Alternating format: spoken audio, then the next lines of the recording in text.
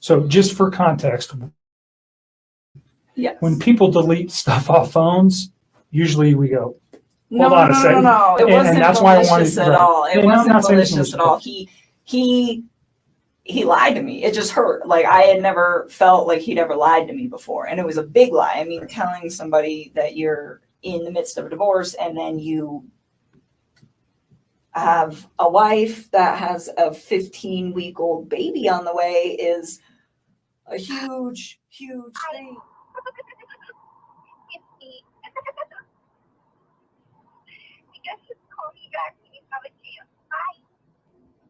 Hi.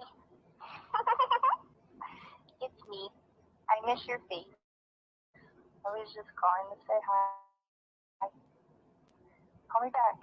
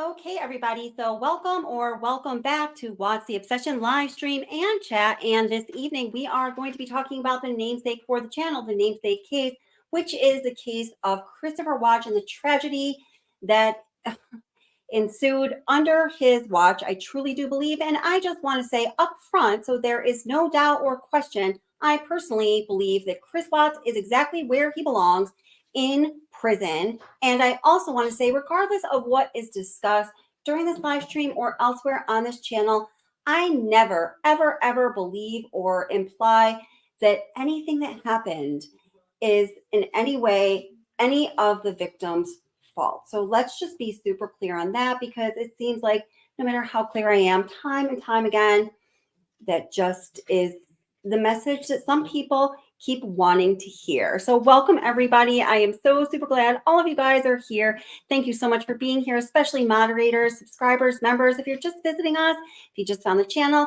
hey, hit subscribe. You just might want to come back. I'm sure we'll want to see you again, and I'm so happy you're here. So hey, Utter, I'm so happy you're here, girl. Love you, miss you. Thank you for being here. McJay, you are just the bomb. Thank you. Michael Applegate, thank you so much. Ominous music. Yes, I really like that music, especially with this case and that intro. I feel like it gets the vibe. Azima, hello. How are you? Welcome. LAG, welcome. How are you doing, Garden Girl? How's it going? Sub Rosa, so glad you made it this evening. I saw some of your comments earlier. Thank you for coming. Hi, Gregory Worth. I appreciate you so much. Thank you for being here. Hi, PS. I adore you. Glad you're here as well. Let me go up just a little bit more and let's see. And if I miss you, I'm so sorry about that. It's certainly not intentional. It's just because I'm scrolling and you know how it goes. Hi, Sandy Kennedy. Welcome. How are you doing? Nice to see you. Michelle G. Wow. Nice to see you as well. Thomas McCarthy. Angie Flores. Hi, guys. How's it going? And let's see. I'm going to go back down to current time now. And again, if I miss you, just say hello. I'll certainly say hello back. Hi, Kitty Witty. It's great to see you as well. One of the Watts longtime followers. Ranch Boss. How's it going? Nice to see you. Kathy Vaughn. Welcome. How are you doing? And Mrs. B, hey girl, how's it going? Aw. And Sub Rosa says, profiting from this horrible situation with another book, just sick.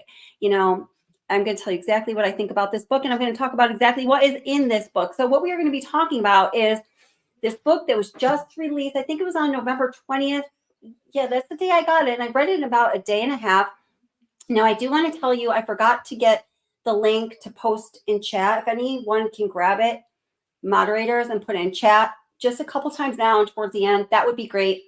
I was going to do a synopsis of the book. It's called The Many Faces of Christopher Watts by dun dun dun, not our favorite author, Kathleen McKenna Houston. Hi, Kathleen. I hope you're doing well, honey. But Cherlyn Cadel, who also wrote the book Letters from Christopher. I'm sure many people who are familiar with her have an opinion up front because a lot of people do. Now, Cherlyn Cadel did talk to Christopher Watts while he was in prison. This has been proven to be true. She definitely appeared on the list of allowable visitors while he was in prison. It was a very short list. And I think it is, well believed that she definitely did talk to him. Her first book, Letters from Christopher, there was a little bit of controversy about it because people felt that a lot of it was either not true, inconsistent, just copied from the Discovery, or a number of things. But we're not even going to talk about that book today because we really need to focus on this second book. Wow. Hi, David BMX. How's it going? It's so great to see you. And welcome, Amanda Lynn. Mrs. R003, welcome. How are you doing? Kunga Zopa. Oh my gosh. Did I say that right? Hi, and greetings from Pam in London. Hi, Pam. Nice to see you. Angie, I'm not even going to try it. Angie P. Oh, I'm so glad you made it too. Hey, Amber, how's it going? Nice to see you. And let me go up just a little more. I just saw some new people coming in. Welcome. If you're coming in, come on in, get comfortable. I'm so glad you're here. Please just be respectful to one another and to the victims and the victims' families during chat. That's all we ask. And then aside from that, we're cool. I'm cool with whatever your opinion is, as long as you're respectful. People have different experiences, different beliefs, different thoughts. They've been exposed to different things, and we have different opinions, and it's all good. So we aren't worried about that. Please just be respectful. Okay, let me get back down to current times. And David BMX, it's so wonderful to see you. Hi, Honey Bun. How's it going? Great to see you, darling. So glad you're here. Okay. So before I get into the book, I just want to play a little bit of a video that I had put out. Oh, hi, Laura Williams. How are you doing? I'm glad you made it as well. The material a long time ago, I remade the video, added some things, edited some things, and put it out again recently because it just kind of sets the stage for some things that we're going to talk about. Now, this book primarily focuses on NK's part in Christopher's life and possibly her influence over the tragedy that occurred. A lot of things are revealed, a lot of shockers. But even within those shockers, there are some consistencies, and there is some corroborated information for sure. And there are also some inconsistencies. And then there are some things that are just very difficult for me to believe. And I have very good reasons. I've been, deep in this case for a long time, as y'all know. As I know many of you have too. And I can tell you exactly why I do not believe the things that I do not believe. But some things, I'm just going to take Cherlyn at her word, and if there's no reason to not believe them, there you go. So here this is. And then as soon as we get this groundwork laid, we're going to get right into the content of the book. Now, I picked out a few pages that I want to read just because I think that they're such an important point to make. But out of courtesy to Cherlyn, I don't want to be reading a book to you that she just put out. Please don't anybody do that. Don't anybody be doing like nighttime stories with this book that Cherlyn just put out that's in really bad taste. Give people an opportunity to buy that on their own if they choose to. She should have that opportunity, I do believe. Here is the link in chat to purchase the hardcover book if you want to. I think there's probably a shorter link, but I don't know where it is. So there you go. Okay, moving on.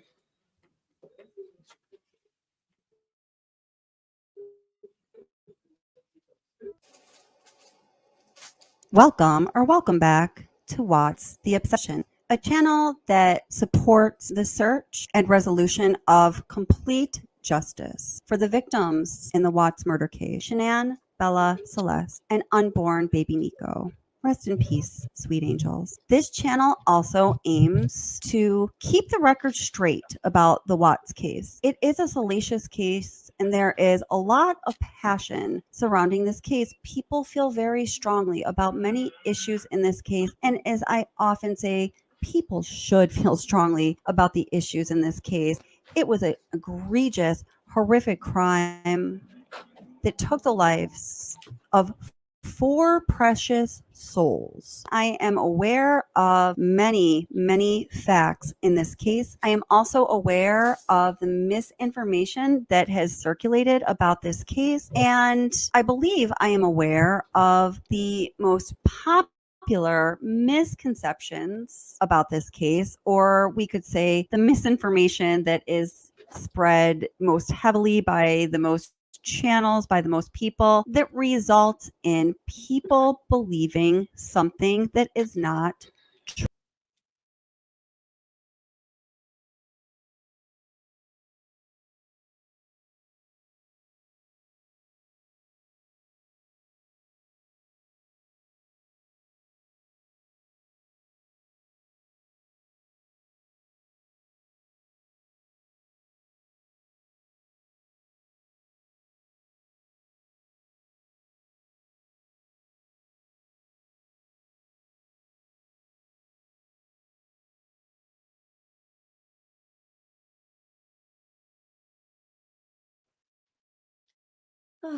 So sorry about that, guys. I don't know. That's been happening like once a stream with StreamYard recently, and I swore I was going to get rid of them, but I didn't yet. But I'm sorry about that.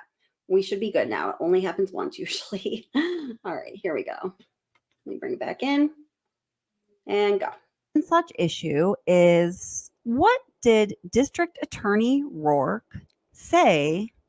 What was the final word about Nicole Kessinger's searches that appeared in the discovery documents, but are otherwise inexplainable because they occurred a full year before the murders and approximately a year before Chris Watts and Miss Kessinger claim they began dating? In fact, these searches occur 10 months before Chris Watts and Miss Kessinger claim they even met.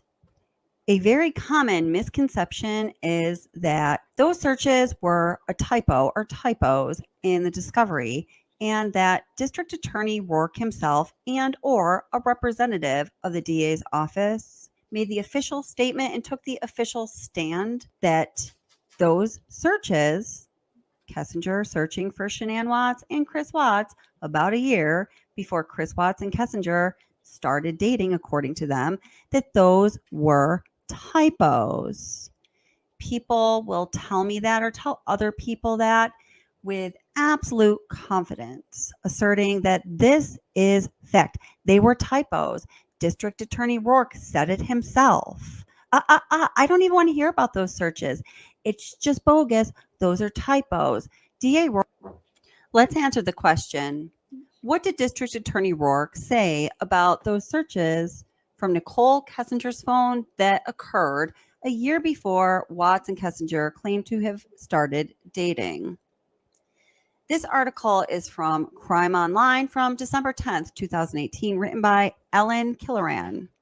This article is rather straightforward and factually accurate as far as I or anyone else could independently verify, given the information that we are privy to, the public records and other things such as video recordings of press conferences, public statements, or documented written statements by any law enforcement or public court official.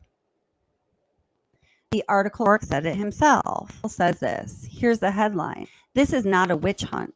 Chris Watts prosecutor cannot explain data from girlfriend's phone showing Shanann Watts internet searches months before affair began. Here's a quote. So let's be clear about that. District Attorney Rourke did not say that it was a typo in discovery when, in discovery, the very first item of the official discovery timeline. The very first item in that timeline is Nicole Kessinger's search for Shanann Watts on September 1st of 2017. Now, Nicole Kessinger and Chris Watts claim they did not meet until around May, June of 2018. So this is what District Attorney Rourke had to say about it. He essentially validated the accuracy and authenticity of that search's existence as the first item on the official discovery timeline of this tragic event. Quote from District Attorney Rourke himself. I have no information nor any belief that any other criminal defendant is out there. So the article says the Weld County District Attorney has provided further information about entries in the discovery documents related to the Shanann Watts murder investigation that raised potential questions about information Chris Watts' girlfriend, Nicole Kessinger, volunteered to detectives. As Crime Online previously reported, Kessinger approached police 2 days after Shanann Watts and her daughters, 4-year-old Bella and 3-year-old Celeste, disappeared in Frederick, Colorado in August of 2018 to report that she had been carrying on an affair with Chris Watts that began in June of 2018. As the discovery documents and audio of police interview with Kessinger show, the 30-year-old woman who reportedly met Watts at Anadarko Petroleum, where they both worked at the time, was aware Watts was married but believed he and his wife were headed for certain divorce. She told investigators she was unaware Shanann was pregnant before the missing persons case made the news, and that she didn't know Shanann's name until a while after she became involved with Chris Watts. The discovery documents released by Weld County District Attorney's Office in late November include reports that indicate Ms. Kessinger may have been aware of Chris Watts and or Shanann Watts prior to when she is believed to have met Chris Watts at work. Crime Online made repeated inquiries with the Weld County District Attorney's Office, the Greeley Police Department, and the Frederick Police Department for clarification about multiple entries in the phone data review included in the discovery documents, which show that Kessinger searched for Shanann Watts and Christopher Watts in 2017. Last week, a record supervisor at the Frederick Police Department said that any entry in one of the phone data review reports showing that Kessinger did an internet search for Shanann Watts on September 1st, 2017 was a, quote, typo, end quote, and referred Crime Online to the Weld County District Attorney's Office for further clarification on that entry. And okay, now I just want to show you really quick what I mean when I say that Nicole Kessinger's search for the name Shanann Watts was the very first entry on the official discovery timeline. So let me just bring that into the stream here. Okay, so here we have the discovery. Let me make that bigger for you. So if you're looking at this, okay, so if we go up to the page before the timeline begins, you can see it's just that. It's the page before the timeline begins. It talks about Kessinger's personal phone. It describes it. Shanann's personal phone, Chris's personal phone. These are the phones for which they got a warrant to download the information. Kessinger's phone being a little bit light in the loafers, of course, because she deleted everything until they did a more forensic search of the phone. There wasn't much there, but I have disclosed to you a while ago that my friend Alex, who is a very accomplished defense attorney, talked to somebody who was very, very close to the investigation, who in conversation among, like legal people, just told him that they uncovered literally everything. And I have 100% reason to believe that is true. We are trauma bonded. We went through 9/11 together right across the river from Lower Manhattan when we were in law school at Seton Hall Law in 2000, one, and we are still very good friends. So now we go to the timeline, and the very first item in the timeline you can see here is September 1st, 2017. Kessinger searched the internet for the name Shanann Watts. Now, I do want to say that the detective who authored the portion of the discovery that details the timeline of events was the one detective who I believe was like really on to Nicole Kessinger. Entries that he has made throughout the discovery indicate so. And I believe if it were up to him, she would have been fully and thoroughly investigated. Unfortunately, as we know, that did not happen. But it still could. And I wholeheartedly, guys, believe it should. And I will continue to point out, the things that I know to point out from studying this case until that happens, because I believe it will.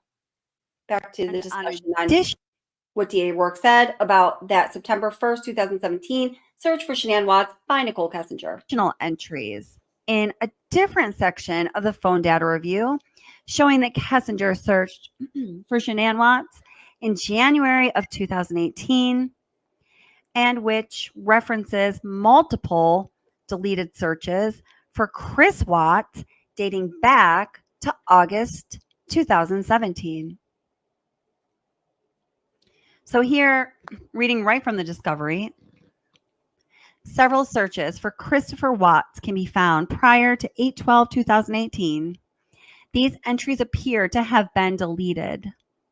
I searched for the numbers and found no results. I did locate names searches for Chris Watts dated back to August 3rd, 2017, and Shanann Watts dating back to September 1st, 2017. These entries were deleted, but recoverable. Both reports should be reviewed in their entirety. End of item 43. Greeley Police Detective Michael Prill authored the report that included a single entry. And it is Michael Prill is the detective that I was just talking about, who I believe, based on his entries in the discovery, was fully on to Nicole Kessinger. Man, if I could talk to that man, the questions would be flowing out of my mouth. That is for sure. Michael Prill, where are you? Of a September 1st, 2017 search for Shanann Watts, and Frederick Police Detective David Baumhover authored the report, the excerpt immediately above, that referenced multiple deleted searches for Chris and Shanann Watts. Following a series of email exchanges and phone calls with the Weld County District Attorney's Office regarding the reports, Crime Online spoke with Weld County District Attorney Michael Rourke on Monday. Rourke said that the reports reflected what was shown in the forensic analysis of Nicole Kessinger's phone. Quote, the dates to which you are referring in 2017 where it appears she Googled or otherwise searched Shanann was data that came off her phone, end quote, Rourke said. Quote, it's not a typographical error in the report. The detectives are reporting what was contained in the data from her phone. I don't know the answer to the question of why or how those dates ended up in her phone. Okay, so Michael Rourke, the district attorney who would have prosecuted this case if it went to trial and who accepted the plea deal from Christopher Watts, even though they did not do a complete investigation, in my opinion, says that the search for Shanann Watts in 2017 conducted by Nicole Kessinger, quote, is not a typographical error in the report. The detectives are reporting what was contained in the data from her phone. I don't know the answer to the question of why or how those dates ended up in her phone. Well, why the hell don't you know the answer? Seriously. And we can talk about more about why that is a question that should have been answered to law enforcement and to the public in a little bit. End quote. The article continues on. asked if the district attorney's office questioned or planned to question Kessinger about the data suggesting she was aware of Chris and Shanann Watts for up to a year before the murders, Rourke said that Chris Watts' guilty plea precluded any need to further probe the results of the forensic analysis of Kessinger's phone. We did not get to the point in our investigation of attempting to independently verify that or not because Chris Watts pled guilty, Rourke said. Quote from Rourke. When you asked me if I had verified that information, the answer to your question is no. Nicole Kessinger told us that she met and started the relationship with the defendant in 2018. So where that anomaly in the data comes from, I can't answer it for you. I don't know the Interesting how Rourke calls that an anomaly in the data, because what I call that whole situation he just explained is lying to, well, first federal agents and then state agents who are investigating a triple/quadruple homicide of a pregnant woman and 2 little girls. Interesting how sometimes people define things differently, isn't it? answer to it. The article goes on to say, Rourke said that the prosecutors are confident in the results of the murder investigation, which is closed. Quote, I have absolutely no reason to investigate Nicole Kessinger at this point in time, end quote. He said, and then we quote again, this is not a witch hunt. Continue quoting Michael Rourke. My job is to investigate and prosecute who is responsible for the deaths of Shanann, Bella, Celeste, and Nico. We have done that. I have no information nor any belief that any other criminal defendant is out there who is responsible for their deaths in any way, shape, or form. End quote. The Frederick Police Department did not immediately respond to a request for clarification of their earlier statements about the phone data review. Chris Watts pleaded guilty last month to murdering his wife and daughters and is serving multiple life sentences without the possibility of parole in a Wisconsin correctional facility after being transferred out of a Denver prison due to safety concerns. So there you go, folks. District Attorney Rourke's official word on those mysterious, unexplainable I'm going to skip forward a little bit. searches. They happen. What's up with that? How and or why was Miss Kessinger searching for Chris and Shanann Watts a year before Chris and Miss Kessinger claimed to have started dating? The mystery lives on. The record is set straight. I adjourn.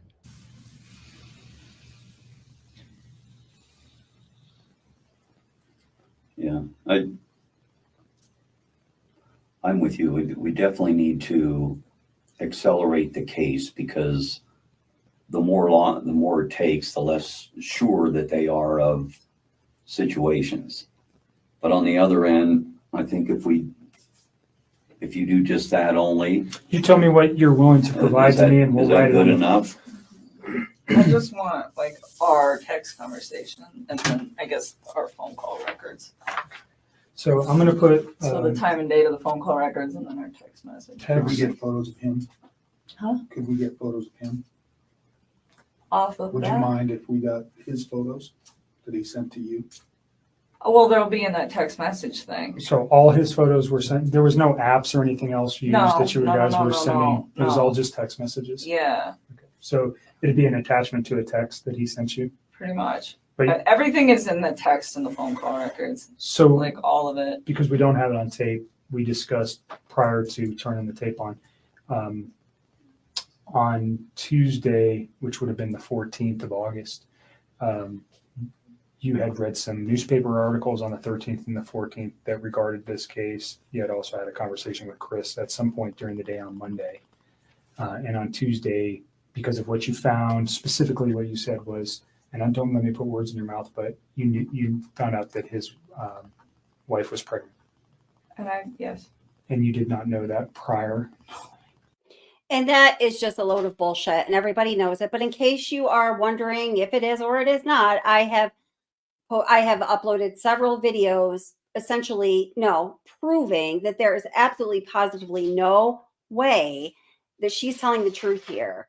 That Nicole Kessinger undoubtedly, unequivocally, beyond a shadow of a doubt, knew that Shanann Watts was pregnant. Absolutely. And you found that out via the newspaper articles, and that caused you concern. Well, I just realized that he was lying to me, and I was like, well, if you can lie to me about this, what else are you lying to me about? And it made me realize that maybe his wife was in danger at that point, and it was day two, too, and she still wasn't home. What did that cause you to do with your phone, though?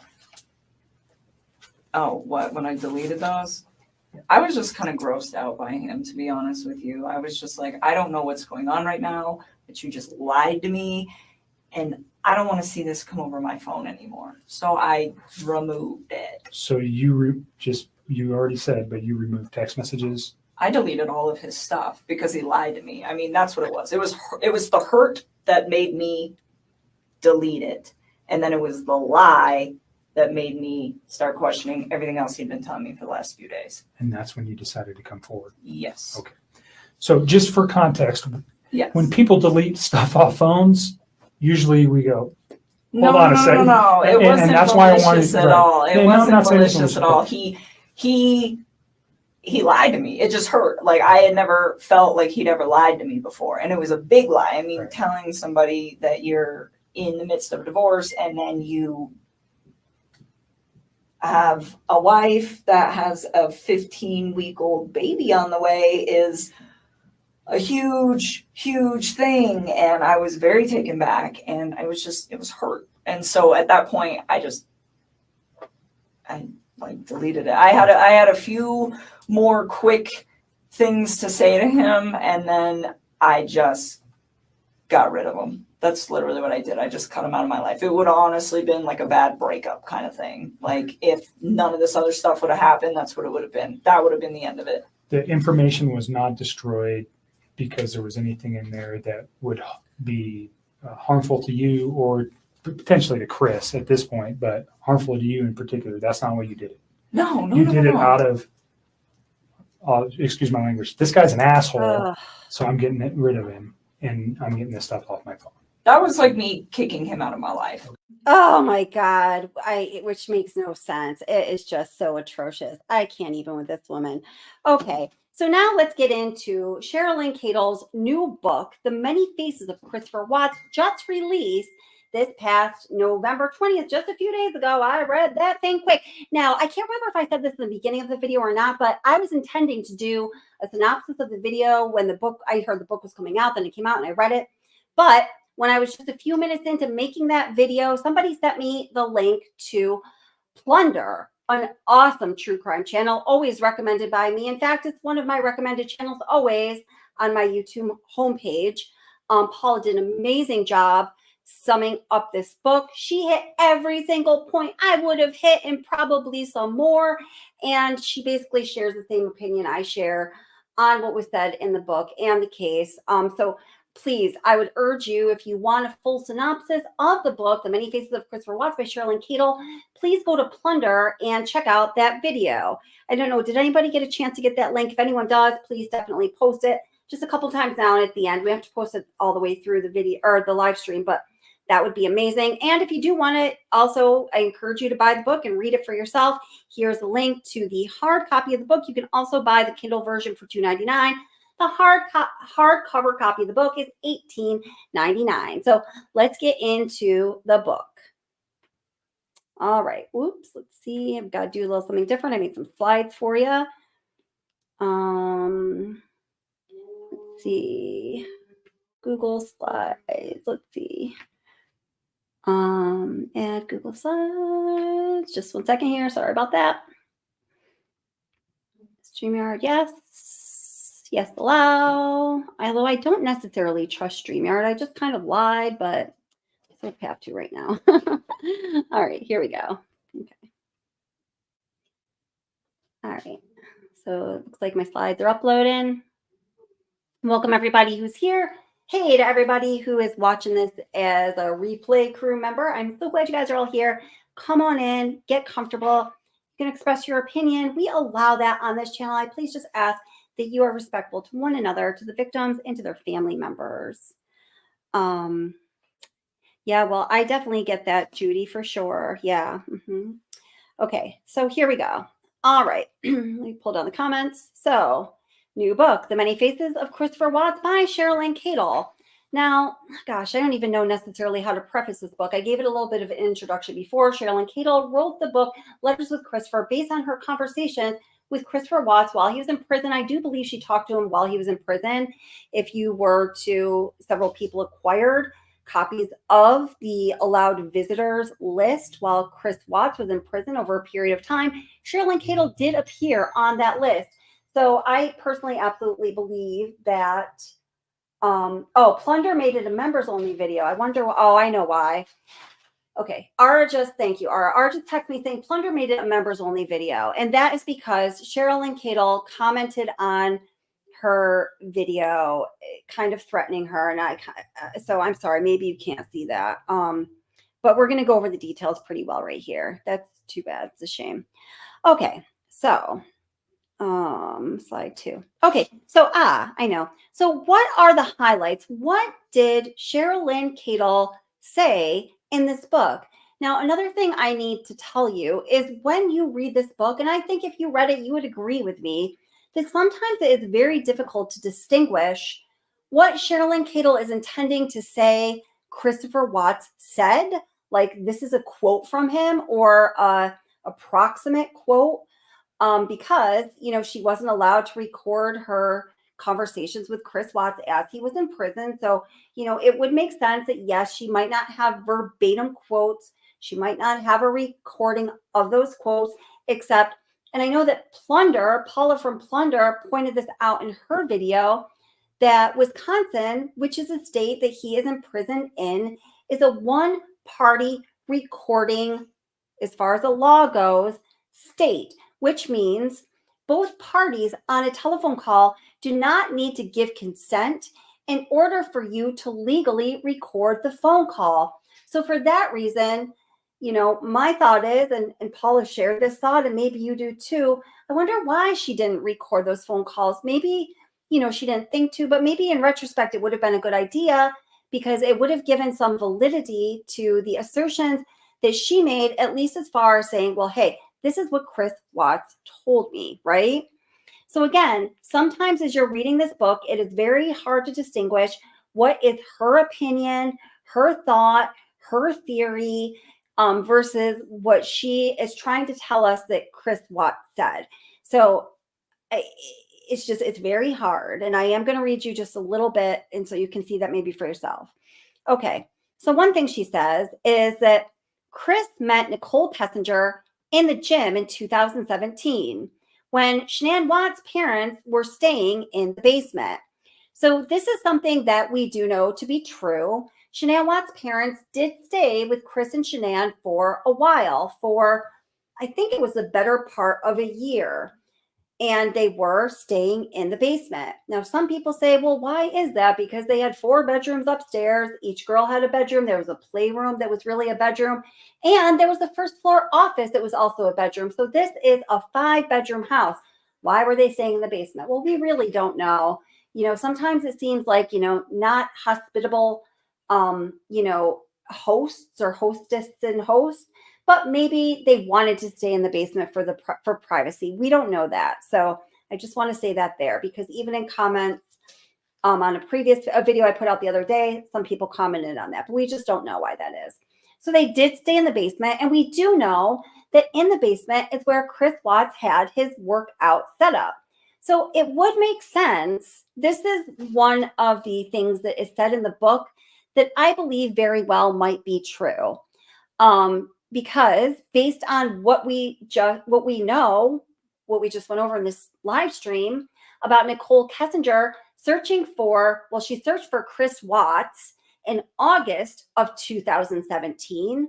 And then she searched for Shanann Watts on September 1st of 2017. And that is the item that is the first item in the official discovery timeline. And DA Rourke confirmed that that was actually from her phone. So we know that she searched those two in August and September of 2017. So how the hell did she know to search those names if Chris and Nikki didn't even work together yet? And according to both of them, they didn't meet until May or June of 2018. So I personally think this is plausible. What do you guys think? Gregory Ware says, I thought every author had a tape recorder stuck to his or her hip. Well, you'd think so too, right? And Ara says, 408 watching, 103 like. Please hit like. Yeah, please hit like when you get a moment. I'd really appreciate it. Y'all know what the deal is there. So, oh, interesting. Okay. Yeah. So we're gonna get to the issues of her involvement. I promise. They're coming up. All right. So what else does Cherlyn Cadel say in the book that was just released, The Many Faces of Christopher Watts by Cherlyn Cadel? She says that Chris and Nicole took Bella and Cece to the park, or more accurately, she says that Nicole Kessinger met Bella and Cece. And the way she explains it is this, that Chris took Bella and Cece to a park, and Nicole just kind of like ran into them like, oops, like she was any other person in the park.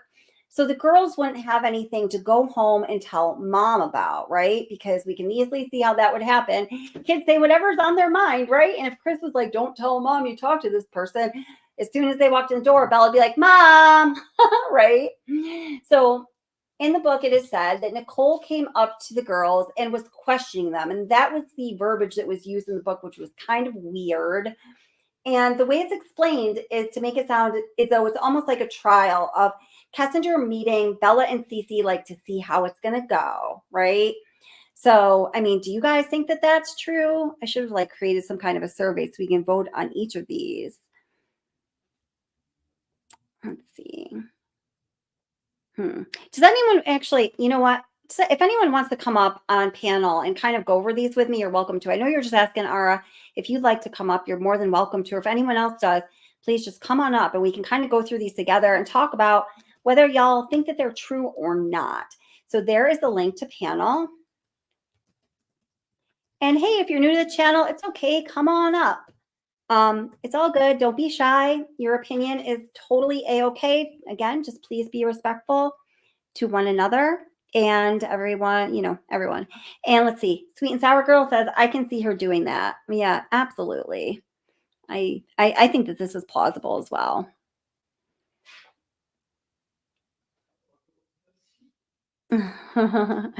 Scarlett says, at some point, can we discuss the freakishly scary, bizarre crackle from NK's phone message to Chris? Yes, we absolutely can. And I'm going to bring Ara up on panel now.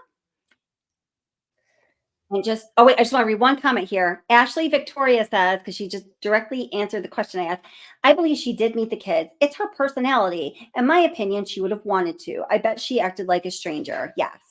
I think absolutely. And Penny Packer says, it is true. So you're saying this very definitively, Penny Packer. Do you have any reason to know yourself that that's true? Oh, and we're also going to invite our friend Honey Bun up. So your camera's on, Honey Bun. I just want to make sure that's what you want. Now it's not. Okay, good. Okay, I'm going to bring Honey Bun up as well. So everybody, please welcome Ara and Honey Bun to panel. Hey, guys, how's it going? Hey, thanks for having me up here. Absolutely. Absolutely. So what are your thoughts so far? I'll go the order you popped up there. Ara, then Honey Bun. What are your thoughts so far? It's just, I guess being a woman, we kind of have a good idea of what we do. We're different than men. We just don't react on like bodily, like wants, right? We're more cerebral. You're the psychology major, Miss Kelly. So you can speak better on this than anyone. We're tactical, cerebral. We consider all options. This woman absolutely had to know that this guy had kids. I mean, it was 2018. The internet was a real thing. She could look him up and see that he had kids, and that Shanann was pregnant. There's just no way in 2018 that someone can tell me that a woman did not know the life of a man, especially when the man was married to a social media queen. Absolutely. And you know what? Interesting you said that, because I just put out a video. It was the day before Thanksgiving. Oh, I on saw what it. we and I just want to show this really quick on what we know Nicole Kessinger saw, because we know that she Googled Chris Watts in August of 2017, and we know that she Googled Shanann Watts in September of 2017. So for each of them, what is the first thing that is going to come up when you Google them? Because they aren't famous people. They don't really have a big presence. Shanann's social media presence was intended to be Facebook. Of course, it is going to be their Facebook page. So really quick, just let me show you the post that we know that Nicole Kessinger saw when she Googled Chris Watts and then Shanann Watts in August and September, respectively, of 2017. So glad you brought that up. Okay, here it is. So these are the posts that were on Shanann's Facebook at that time. I'm going to turn down the volume because we just want to see the posts. So there is, Shanann reading to, a bunch of kids.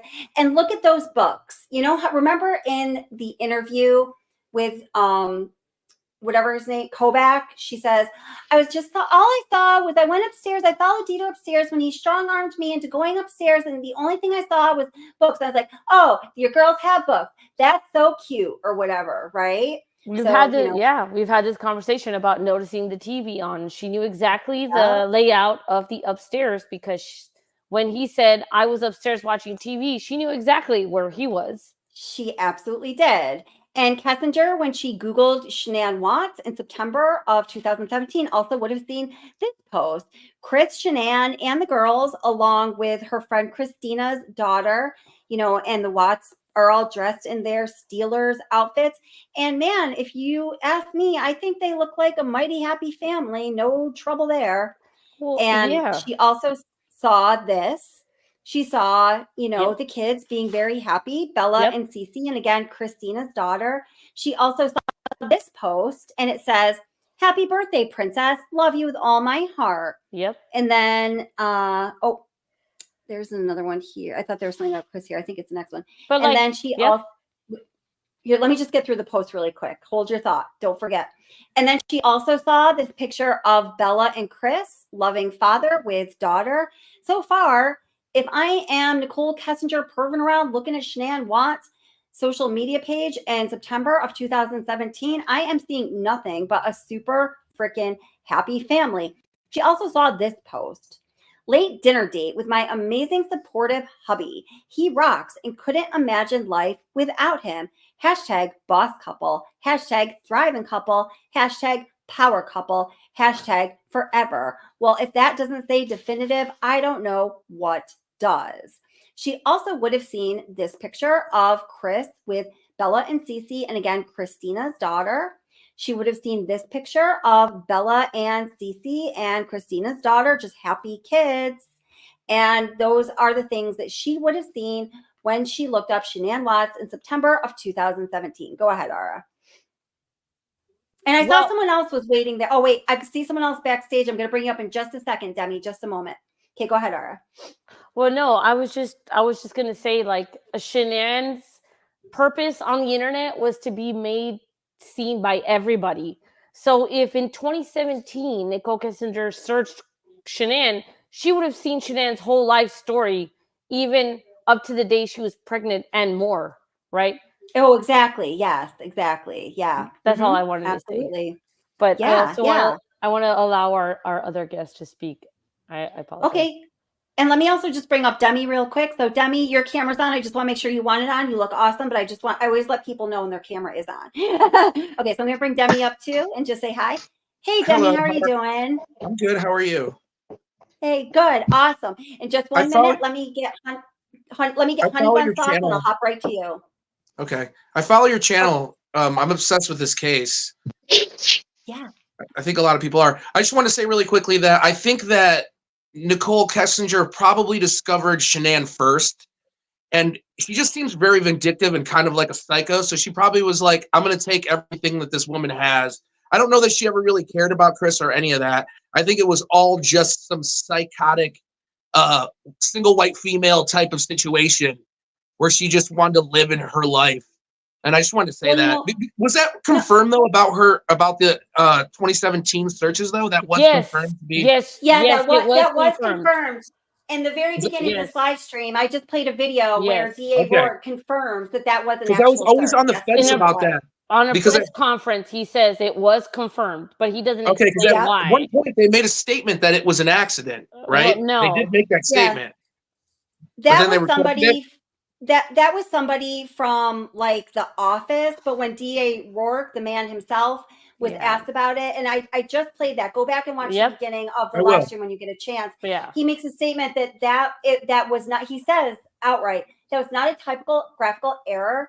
That was from the download of her phone based on what the detectives found after a forensic search. I cannot explain that anomaly. Is what And he said. doesn't want to Okay. explain it because they cut a deal, in my opinion. Yeah, and again that solidifies what I'm saying about I believe that she just was a psycho. I mean, that's not to take away from Chris being completely, just he should have got the death penalty for this. It was just completely birds of a what is it? Birds of a feather or birds of a what do you call it? I'm sure. Birds of a feather flock together. There you go. I'm sure. Just like her not like them saying like her saying that she didn't know Shanann was pregnant is bullcrap because they were talking all the time. That was his best friend. All they were doing was talking. He never brought it up. I'm sure he did. Right. But anyway, I won't take up too much of your time. No. Thank you so much. I love your channel. I follow you. I Oh. follow you. You're amazing. Thank you so much. Sweet. Oh, He's awesome. I appreciate it. And thank you so much for coming up on panel. I appreciate it. Thanks You're for sharing your great. opinion. Have a good one. Thanks, Thank you for Demi. all the Thank you so information. much. I appreciate Thank you. you so much. Thanks for watching. Aw, Yep. awesome. Bye. Yeah, I always love new people. That's great. Okay, Honey Bun, and then we'll kick it to you, girl. So what are your thoughts, my friend? I just believe that she honestly had to have known that all these things about Shanann. I think that she looked her up, Googled her, found out all these things like that Chris Watts did not particularly care for her social media is why she kicked out the social media post about why she said that she didn't really have social media. You got to know she had social media up until then, probably. But she was trying to be everything that Shanann wasn't. Like anything that Chris, yeah. I mean, so she studied it. She was obsessed with it. She searched it, obviously, and then she became everything that Chris wanted that Shanann wasn't. And that's just really what drew him in and became so, I don't know. What am I trying to say? She was obsessed or made him obsessed with her. It's because, look, if you think about it, before social media, there were all these serial killers, and they took the time to study their victims or the victims they grew by just watching them outside of their apartment, right? Or their house or stalking them. But nowadays you have social media, so you can do that in your own home. Which is creepy. It is creepy. So after the Chris Watts case, 2018, I stopped posting so much on my social media and tagging where I was at. I stopped showing pictures of my mom, my dad. I stopped showing pictures of like where I live, what I'm doing, where I'm at, because essentially you don't know who the fuck you're attracting and who the fuck is crazy enough to like grow some weird attachment to you, even if you don't know about it. But you're making it very easy for people to stalk you. Absolutely. Yeah. And I honestly, I've had a stalker for like over 20 years, and I'm going to tell you, it is creepy. This guy is really harmless, but I don't post anything crazy like that because I know that he'll find me. Be careful. You don't know when he's going to not be harmless. Exactly. I don't want people to be watching my life and trying to act like people that they think I need to get into my personal space. You know what I mean? Because like YouTube for me has gotten a little crazy. That's why when I got up on panel, I was like, Kelly, can you do this for me? You know what I mean? Kelly, now you get it. I get it. Yeah. Because I respect my privacy more than anything. Yeah. It's not about a channel. It's about I'm dealing with shit. I'd rather be private. Yeah. Yeah. No, absolutely, girl. Absolutely. So, oh my gosh. Well, I think you are definitely spot on, with both of you and with what you specifically said just now, Honey Bun, just since you were the one that was just talking. Like, I absolutely think that she So everything Shanann was not, Yep. that Chris didn't want, she was not going to be those things. And everything Chris liked, she was going to be the it girl, right? Like we talked about the it girl. Miss Kelly, Absolutely. can I ask you, do you really like, in your personal opinion, do you think that NK targeted Chris? I do.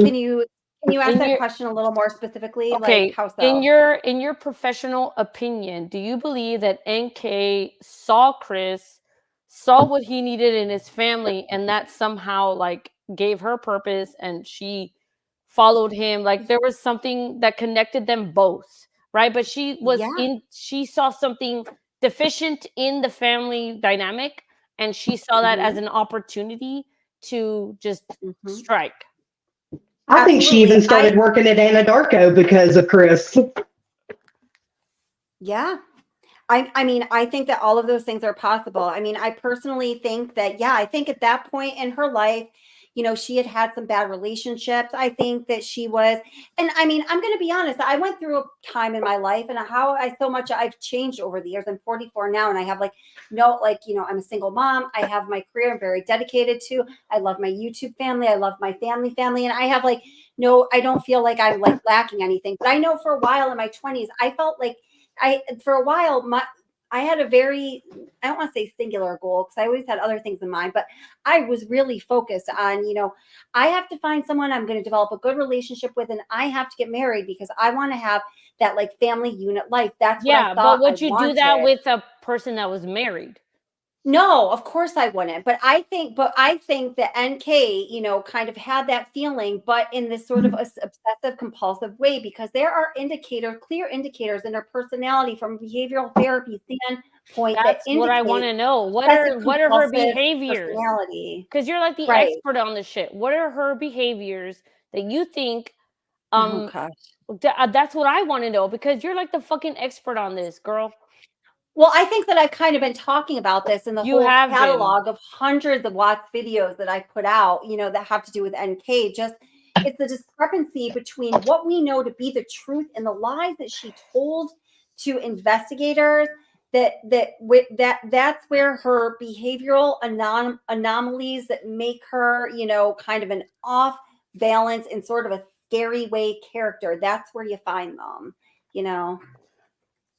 So, well, let me keep going. I thank you so much. I love everything you guys have to say. Let me just keep going through these slides because I have several more points that I want to point out that Cherlyn Cadel talked about in this book. So we have, so she also says that Nicole Kessinger met Shanann at Fireworks in 2017. So, in this, I do want to say that all of the things that I've talked about so far, and just basically everything I'm going to point out, there was a point in Cherlyn Cadel's book. They have all been in the rumor mill over the years. Some of them, in my opinion, being rumors that have some validity to them as being real possibilities. Some of them are clear speculation. It kind of is my opinion, and I'm sorry, Cherlyn Cadel, but that this book was marketed and geared towards the kind of person that wants to know everything and anything about Nicole Kessinger, including her real name, which I'm going to get to, which Cherlyn Cadel says she knows. I'm going to get to that in a little bit. And Cherlyn Cadel threw everything but the kitchen sink into this book to appeal to that clientele. And like the evidence of this is written in her words in the book, in my opinion, like when she's talking about, well, she says that she knows Nicole Kessinger's full name, but she's not going to, after this like long, grueling decision-making process, she and her family decided, and her attorney, that she wasn't going to give it. She gives part of it, and we're going to get to that. But she apologizes to all of you. She apologizes in that instance and several other times to all of you people who wanted more information. I'm sorry I can't provide it, which lets me know that all of you, those people are her target audience. But this is something that has been rumored for a while, that NK met Shanann at Fireworks in 2017. And I do think that this is completely possible, that, Kessinger just came up and was talking to Shanann. And the way that it's written at this point, or in the book, would be that at this point, Kessinger and Chris Watts had something going on, but she just acted very like normal and casual with Shanann. But Cherlyn Cadel asserts that she did in fact meet Shanann at that fireworks show in 2017. Now, if that is true, one reason I believe that could be true is because we know that the August search 2017 for Chris Watts and the 2017 September 1st search for Shanann Watts, which is the first item in the official discovery timeline. I know I keep repeating that, but it's because it's so important. We know that those things are true. So if she did, in fact, meet Shanann on July 4th fireworks, that timeline kind of works out for me as her obsession over Shanann and possibly Chris kind of grew, that she's going to be like Googling them later in the summer. Like that works out for me. What do you guys think? I agree. I mean, it does work out, and it makes better sense. The other way around, it makes no sense, and I can't get with that. Yeah, and a girl, unless she's super psycho, doesn't fall in love with a dude in a month and a half and say that she wants to have his babies just knowing him for a month and a half. You know what I'm saying? I don't know. Women can be psycho sometimes. Well, and, then they want to justify her either psychoness or her being a planner. You either only have one or the other. Yeah. I know some people I do that are crazy like that, and I hate it. So then they're psycho. Either NK is super psycho, or she has been planning this for a year. Oh, I totally believe she's been planning it, or if it wasn't a plan, it was a goal. She had her eyes set on what she wanted, and she was going to be whatever she needed to be. As I'm saying, in 2017, Chris was barely getting into shape, but NK looked how she looked for that much time. You know, she could have. The thing with NK is like she could have had any guy she wanted but when she started working at Endarco, all these men hit on her, right? You have all these testimonies of her coworkers like saying, "Oh, she was hot." She was like, "Oh no," but we know that she only liked one guy, right? So NK went into this job with her eyes on Chris. Right. Yeah. It sounds like. Well, I'm a woman that works in a man's world, and it does happen. It is Girl, like that. I work in a man's world too. I play trumpet, and all I do is work around men. Yeah, it's crazy. I get hit on so many times by everybody. But you get hit on just because you're a woman. You know what I'm saying? Exactly. That's exactly it. But and because you're both beautiful. Well, yeah. I mean, maybe a little bit, but no. If I had a different genitalia but looked like a woman, they wouldn't care. I believe that NK worked there. She wanted to work there. Her dad got her a job there. Mm-hmm. That's why her dad was in that interview with her. I think that is possible. He definitely has some influence. Now, I just want to read one comment here. The real John Doe says, I just love this because this is exactly how, in my mind, you know, from my professional perspective, obviously never having, you know, met Nicole Kessinger or analyzed her or evaluated her or interviewed or anything like this. This is just my impression of her. The real John Doe says she exhibits borderline traits in a bunch of different ways. I absolutely positively believe that Nicole Kessinger has borderline personality disorder, which means that her personality is really not well defined. So she just kind of, you know, like gets obsessed with, attaches to other people, trying to take on their personality. And she is also really afraid of abandonment and people leaving her. And I think that's ultimately what happened with her and Chris Watts.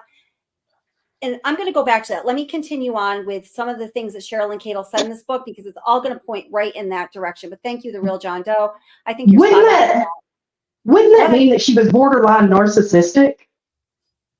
Well, I think he meant borderline person. I don't know. Borderline narcissistic. I don't know of that. Well, no, I mean, I'm saying she had narcissistic traits then. We don't know. Oh, absolutely. I want to get through the rest of Kelly's thing, what she's. Okay. All right. We will. Okay. We'll move forward. We'll move.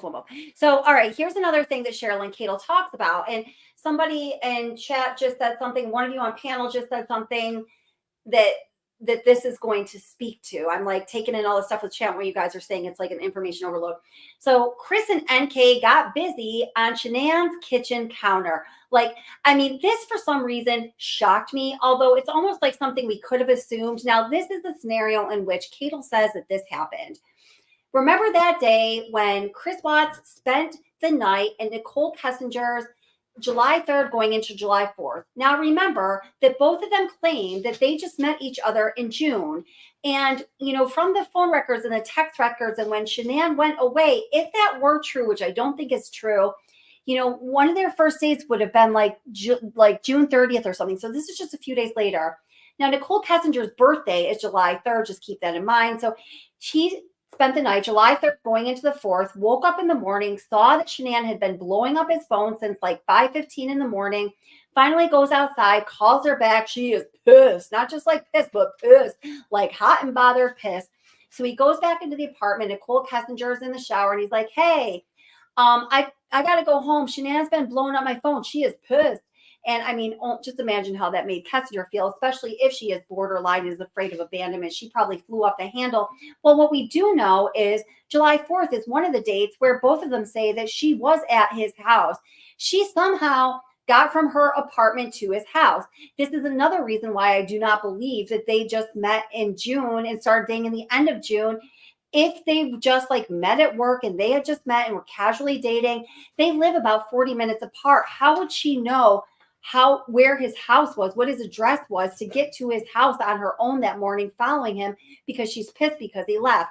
Like, to me, that says like that is all not true. But anyway, she shows up at his house. What she says is, oh yeah, we just worked on his macros, like dialing it in, blah, blah, blah, I'm a nutrition specialist or whatever. But what Cherlyn Cadel says happened in that book was that they got in a fight. She went out to the car. Chris was kind of annoyed, but texted her to come back in. She comes back in. They get busy on Shanann's counter. And that is when Cherlyn Cadel says, Nicole Kessinger tells him she wants to give him his first son. Now, I think Cherlyn Cadel personally got the dates confused because I am pretty damn sure from things that I've learned that really happened when they went to, what was it, the Bandimere Speedway or the Car Museum on July 17th. But she says that's what happened on that day. So her, opinion was she was really trying to make an impression in Chris's mind to stake her claim in the house. So, whenever he went back there and wasn't with her, he'd be thinking of what went on with her rather than his family. What do you guys think of that? That is very possible. That is, it's more than possible. That's probably how it went. Well, Yeah. Yeah. Go ahead. She was taking her claim. Yeah, absolutely. I mean, we're women. All three of us are women on panel. So here we are sitting judging another woman, right? That's what I think is bizarre. Well, but I don't think it's a bad thing. I think we're looking at the facts to determine what is true and what is not, because in my opinion, there's a real issue of justice here that she was never investigated. I completely agree, because only women can actually see through her actions, because men won't. Do you think that's true, men? I think most of men would disagree. Most men. Well, it's because only us. How women, we're just designed to be like PIs. We are. I think that's true. But I think that there are certainly men out there that know women well enough where, they're picking up on this game that she's running. But not Chris Watts. Well, yeah, but he's a freaking idiot. I mean, seriously. Yeah, he is a dum-dum. Yeah. Yeah, he's an idiot. There's a lot of men that have women's intuition, and I'm sure they can pick up on some things too. As women, we just know how scandalous that women can be sometimes, but men also know how men can be at the same time. And I feel like I know how both can be, because I've seen a lot of things, and I've been a part of a lot of things, and so I feel like I can look at both sides and analyze it objectively. Well, was Chris Watts this unattainable man, and NK was like getting some sort of something out of getting a man that was unattainable? You do have a lot of young women that try to go after men. I think she thought he was. She thought he was all that, clearly, just because he was skinnier than his coworkers. I don't know why. They can only maybe she liked that salt and pepper hair. Yeah, right. She liked the silk foxiness. I of guess them. that's what's scary about it, because I think as women, we're trying to figure out why this happened because we're afraid it's going to happen to us, right? Like, you know what I'm saying? Like we're trying to learn from these situations. I'm not or at afraid least- it's gonna happen to me. I don't got no man. I don't want no well, man. I kind of Amen. I kind of am afraid. Like, what is it? You know, I'm trying to analyze this shit. What is it that made this happen? Because I don't want it to happen to me. And I think a lot of people come. Oh, at it. I think down deep in a lot of people's psyche that does exist there. Yeah.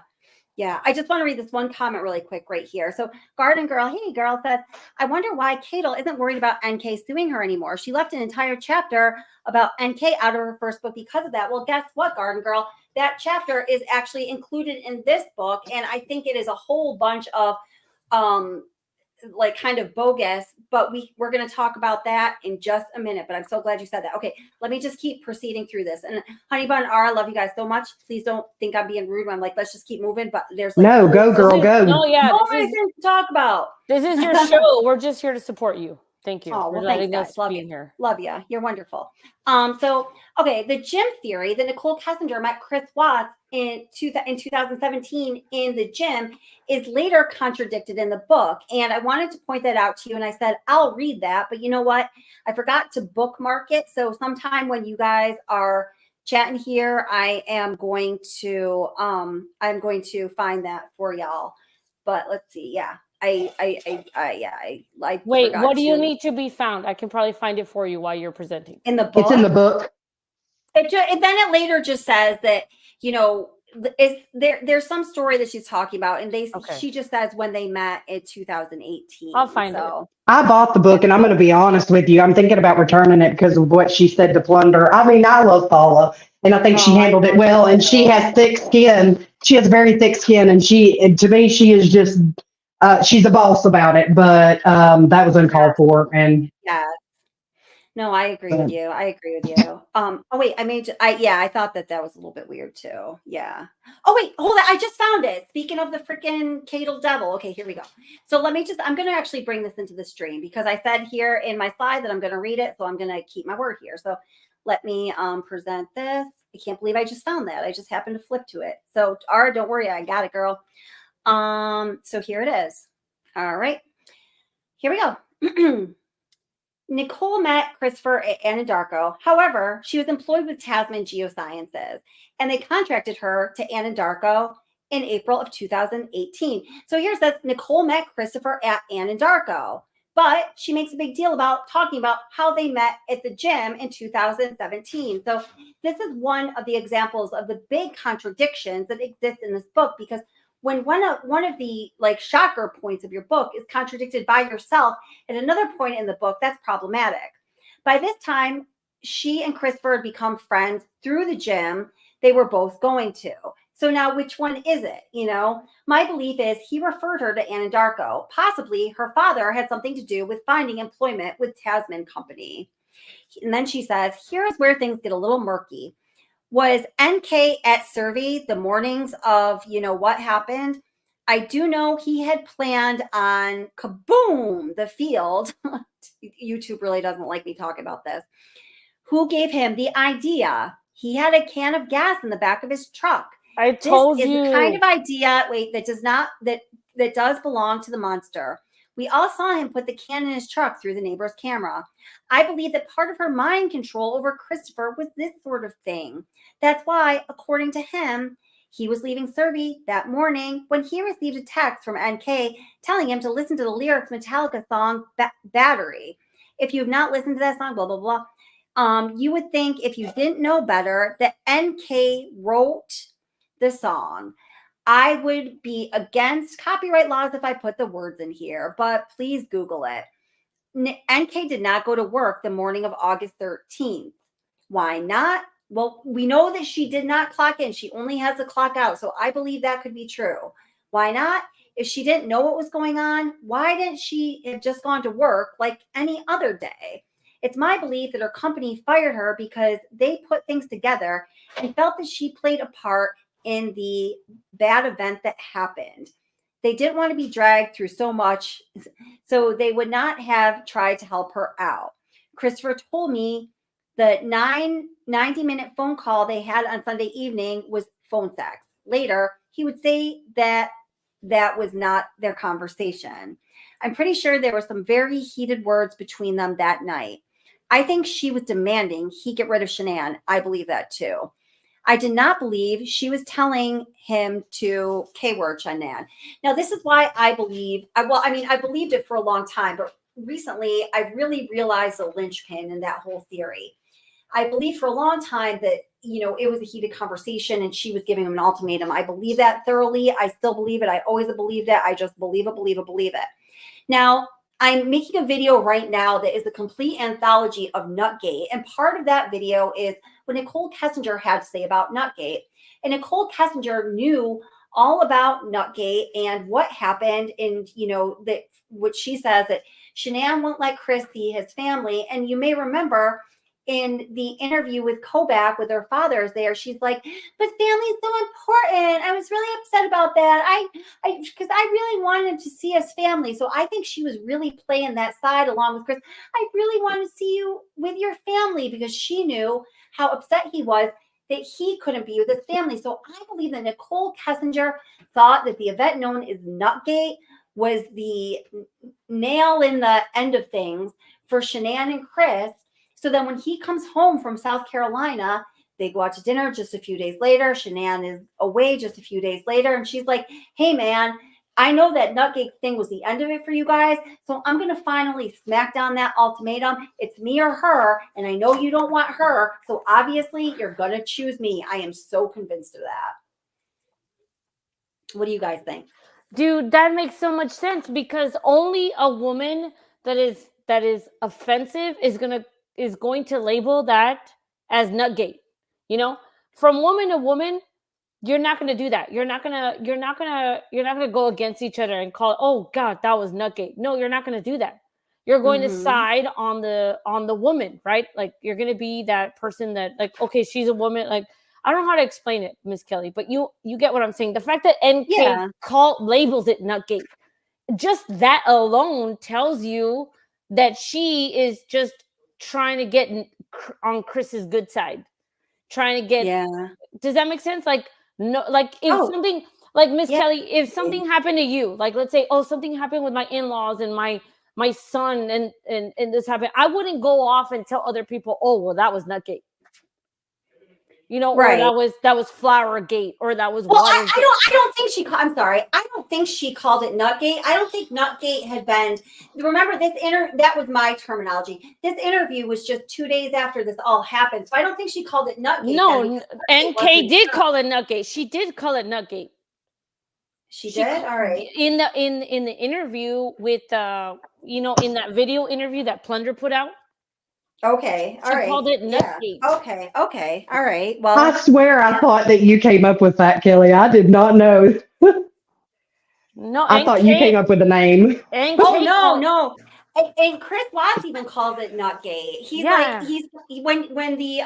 when Tammy Lee and Dave Baumhover and Graham Coder all go to the prison in February of 2019, a few months after he's sentenced and he's in Dodge Correctional Facility, he's telling them the story about it. And he's like, that thing Nutgate? And he tells them that was the event that he felt put him over the edge. And they're like, Nutgate? What's that? He's like, when I remember. Yeah. He calls it Nutgate even. But also NK was asked about something, and she brings up this specific occurrence about the ice cream. You know what I'm saying? Like in that interview, she is asked about something. She's like, well, I know that this happened. So it was like a substantial event that occurred. Yeah. In my opinion, that she recalls, because she cannot recall what happened in that 1100 whatever phone call. She doesn't recall a lot of things, but she recalls this conversation about ice cream and nuts. Oh yeah, I mean, if he's gonna tell that, then he's told her way more. She knows way more. There's no way she can't. She knew every detail about Nutgate. She's trying to play it down, but she clearly knew like every detail about it. Absolutely. I've listened to these interviews for hours, Kelly. You know this. Yeah. And the way she talks about it, like she talks about that, but she doesn't have memory of many things, like how she entered the house. The 3 times she was there, or 2. It's like, well, how did you enter the house? And what does she say? Oh, that's a good question. Why is it a good question? Because you haven't thought about how to answer it. That's why you say, oh, that's a good question. Right. Absolutely. Yeah, no, totally. I totally agree. But yeah, she knows all the details about Nutgate, and she definitely tells them to the investigator. So, all right. Oops, hold it. Where am I at? Okay. So that's how it contradicted. Okay, let me move on to the next one.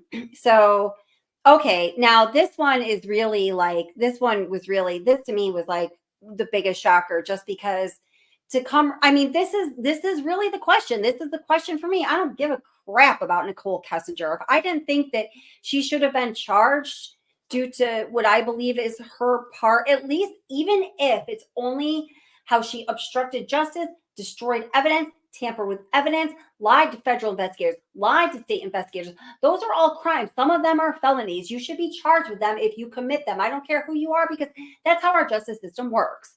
If it weren't for all that, I wouldn't care about her. But okay, so Cadel says, NK assisted with the planning of the tragedy and more. I am going to read the excerpt of the book because I don't want to misquote that. Okay. Let's see. Okay. So let's see. Do I believe? No, I want to see where I want to pick up. Okay, so it's in the second, the like right-hand column of like sentence into the first top paragraph there. He said his work phone and his personal phone pinged in different places. That's very weird. And Chris said he just doesn't remember anyone else being there, but he feels NK is into witchcraft and that she played a huge role in everything. I don't think Jim is innocent either. Chris feels it's really weird that no one has spotted her in 4 years. So Cadel also implicates Jim and Charlotte's friend, or I'm sorry, NK's friend Charlotte here, which I just think is wrong, because I personally don't think they have anything to do with it. And she also says that Charlotte is a lesbian. This is where we really see that Cadel gets things confused, because where Charlotte is not a lesbian. In fact, she was engaged. That was what many of the text conversations were between herself and Nicole Kessinger. At one point in one of the phone conversations between Kobach and NK, Kobach says, isn't Charlotte gay? And she's like, no, Charlotte's not gay, because he misunderstood something. So then they straighten it out. So now Cadel is saying that Charlotte is gay, which is just her mind playing tricks on her. What she's really remembering is that misunderstanding between NK and Kobach. Anyway, I digress. Let me move on. He said he wished he knew all of the details just for his parents' sake. Then she says, I think NK planned everything and may have assisted with some of the background things like disposal and preparation. I feel confident that he harmed Shanann and had the idea in his head, but when he knew she knew about the affair, he was scared of her and did it out of fear. Shanann was intimidating to him. She ruled that house and probably would have beat the crap out of him if she knew he was cheating on her. You look lovely, by the way, Ara. She seemed like the I'll take everything you've got and make your life miserable type. I think she was a great mom and loved her family, but Chris was her little trophy husband, and he had expectations to be met. I think she belittled and silenced him a lot, and it caused resentment and anger in him that he couldn't voice. I don't know if you've ever done anything you were scared of your spouse to know, but it's crippling feeling when you know, they know, and you're just waiting for an explosion. You're walking on eggshells. It's unbearable. I think that's what was going on. And he was guilty, egged on by NK and scared of the consequences. So when he saw that there was no hope for him and he ran out of excuses, he did it.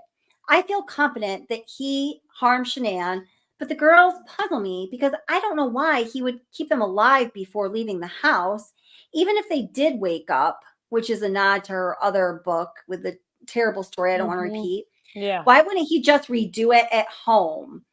Unless, weird wording there, unless someone else did it the first time and it was an amateur and he was egged on again. Wow, what's she implying there? Yes. My daughter is the same age as Bella and is no dummy. She knows what death is. She knows You can't breathe when blankets are on your head. And if she walked in on something like that, she is old enough to understand and tell what happened. So I feel like if she caught him, he would panic. I don't think it was his plan, and his is italicized. So clearly that's indicating she thinks it was NK's plan. I think if he did it, it was the last resort. But part of me thinks he's too much of a wimp to do that to his girls. Yes. I truly feel like if NK or Jim did it, he'd take it to his grave because he can't prove it. And he knows he's there for life. So why mess up theirs at this point?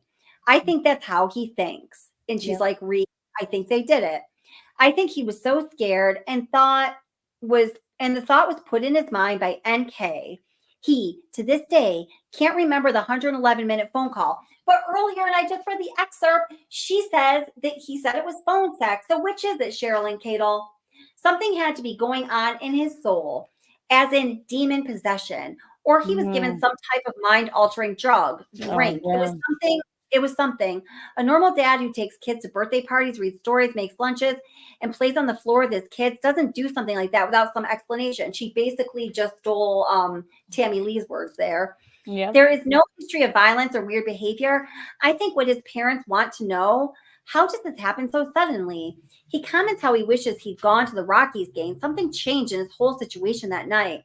He was shy and socially awkward. NK was possessive and controlling in her own way. He didn't really know her as a person. Their relationship was sex only.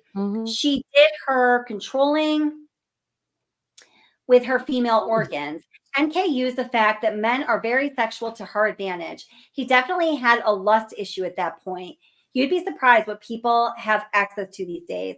It's not hard to come in contact with perversion. We're no one's surprised by that. I think they did satanic rituals and crap. No matter what my husband could do to me, I would never K somebody. That's why I believe it's the S word. It has to be. From what I've seen, they stopped investigating her when he pled guilty to all of it. I'm not saying he's not a liar.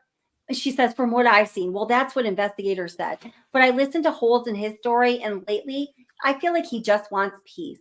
He wants people to stop making a spectacle because he knows it continually hurts people, whatever the fuck that means. But so what do you guys think about that? Is Miss Honeybun still here? I am. I had my mic muted while I was listening. Yeah. What do you So I do think that she or her dad one influenced him to plead guilty because of a thing. Okay, so in one of the interviews, her NK's dad said, so if he pleads guilty, that means this, like it's not under investigation anymore, or the investigation has to stop. And they said yes, basically, and just immediately after that, almost, he decided to plead guilty. So it's like he had some type of contact with NK or with NK's dad. And that was like where they gave him the ultimatum, or just said, hey, if you plead guilty, they won't investigate her, or this stops and it won't embarrass my daughter or whatever. But I think that that's what happened in order for him to plead guilty. I don't think he would have done it on his own free will. Yeah. I always wonder what's up with that too. What do you think, Ara? This again, just my opinion, but after so many years, how long have you and I been together, Miss Kelly? A while. God. A while, over 2 years. Yeah. Yes, over 2 years. Yeah. We've done a lot of our research together. You've seen me do research of my own. Yes, and absolutely. kind of, right. So I think at this point, Miss Kelly, an unpopular opinion, I really do believe, not confirmed and not the truth, but I do believe that NK probably had a kid that was Chris's, because that's what she was planning to do. And she planned, look how she was stalking the family in 2017. She is like, she plans ahead of time. See what I'm saying? Well, maybe she did, but what do you think about her being part of what happened in this tragedy? I mean, like that part that I just read, I think that's totally shocking that Cherlyn Cadel actually wrote that. I think that Cherlyn Cadel wrote that because she's seeing the internet, and she sees that a lot of people on the internet want her to be a part of it. So she's probably feeding that to like satisfy the people still in this conspiracy Well, side. I think that too. But what I'm asking is, do you think that she would? What do you think she had to do with the tragedy? Anything? NK? Nothing? What? Yeah. I think that she helped plan it. I do believe in the explosion theory. Yeah. Kelly, you know that. Oh yeah, I know. Yeah, you helped me get there. Yes. I've never let go of that with the text messages, remember? And then I know. like, come on, it doesn't make it would only make sense that it would be an insurance fraud situation, which happens a lot in the world. Insurance fraud is a real thing. Yeah. Okay. And Anadarko had some issues already with sites blowing up. You know this, like just the year before in 2017, where a site was blown up and a family was paid hundreds of thousands of dollars because of their tragedy. NK, I believe, saw this as an opportunity to wipe out the family and then get money to solve Chris's debt problems. And we know that Chris knew that because we saw the text from Troy McCoy to Chris with that information. Yes, ma'am. You've seen this. Why share the Firestone explosion, right? Was it Chris that sent it to Troy or that Troy sent it to Chris? It was Chris that sent it to Troy, right? No. Troy sent it to Chris. Okay, so then Chris sent over a picture of a Lexus to Troy.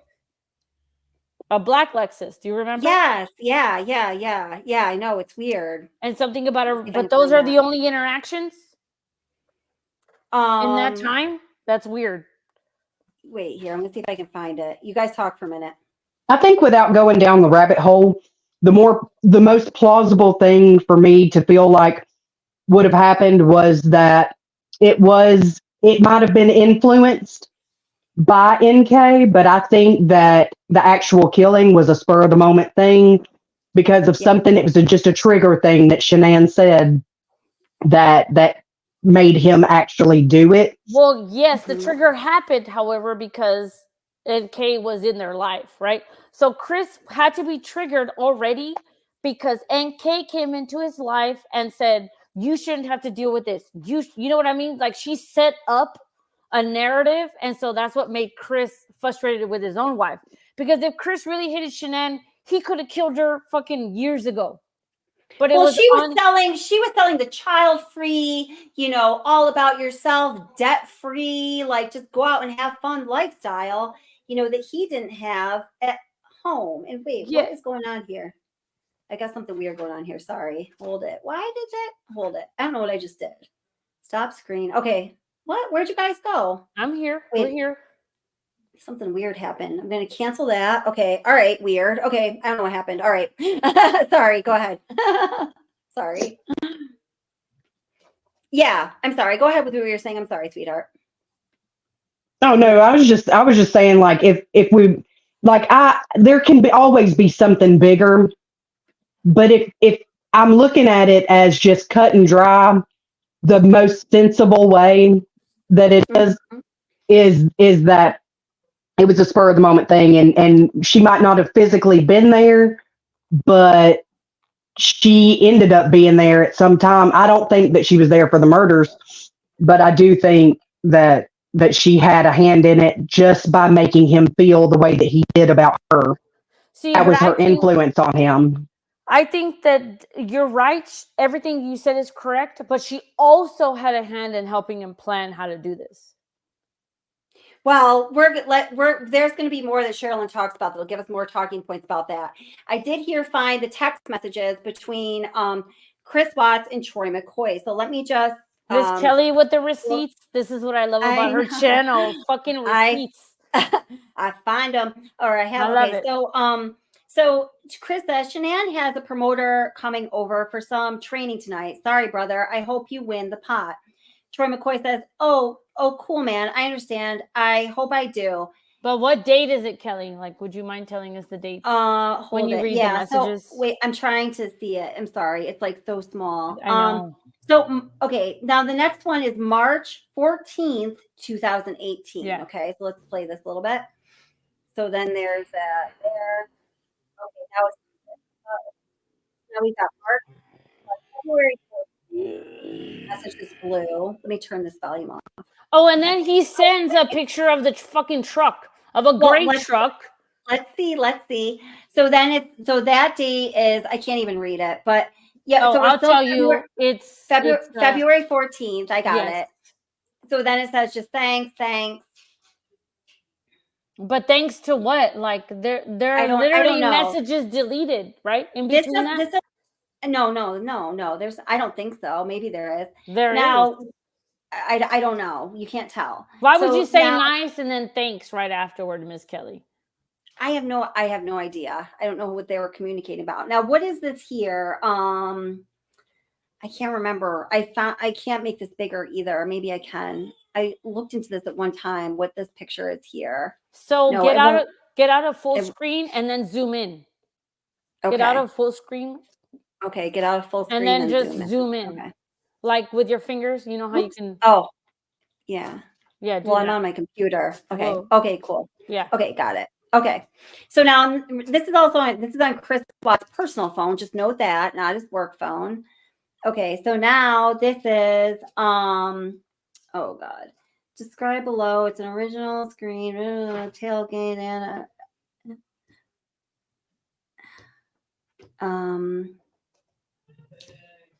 part number, tailgate handle. I don't know what the hell this is. It's a remote start. She's sending him a remote Oh, start. that's right. It's a remote start. Yes. That's right. Okay. So Troy McCoy is sending Chris Watts a remote start, which some people in their theory thought that could possibly be part of the explosion theory. Okay, gotcha. I remember that now. Okay, so let me keep playing this. Oopsie. Oh, hold it. Why is that so big now? Oh, wait. Hold it. I got to go back now. Hold it. But Sorry, look what guys. he says. Some people have been asking what's going on, and I tell them I don't know anything other than what the police are saying. That's such a fucking weird statement to say. I don't know anything. I know. Here, wait. I know. But wait, I think we missed the part with the like Lexus and stuff. Hold it. And Miss Kelly, just tell me to STFU whenever you want to. STFU. Shut the fuck up. Oh, no. I don't want you to do that. I talk a lot. Here it is. You know I know a lot. No, it's good. Okay, so here we go. All right. So sorry about that. Okay, here, let me just play this. All right. So we have that remote starter bit there. Yeah, that's a remote starter. If I just went down a little bit, I would have known that. Okay. He says, thanks, man. And now we've got just, they're sending those little, maybe I should make this go a little bit faster. But the remote starter for the truck, right? The company truck? Yes. Not the Lexus. But the company should be in charge of any remote start, not each other. Like that's true.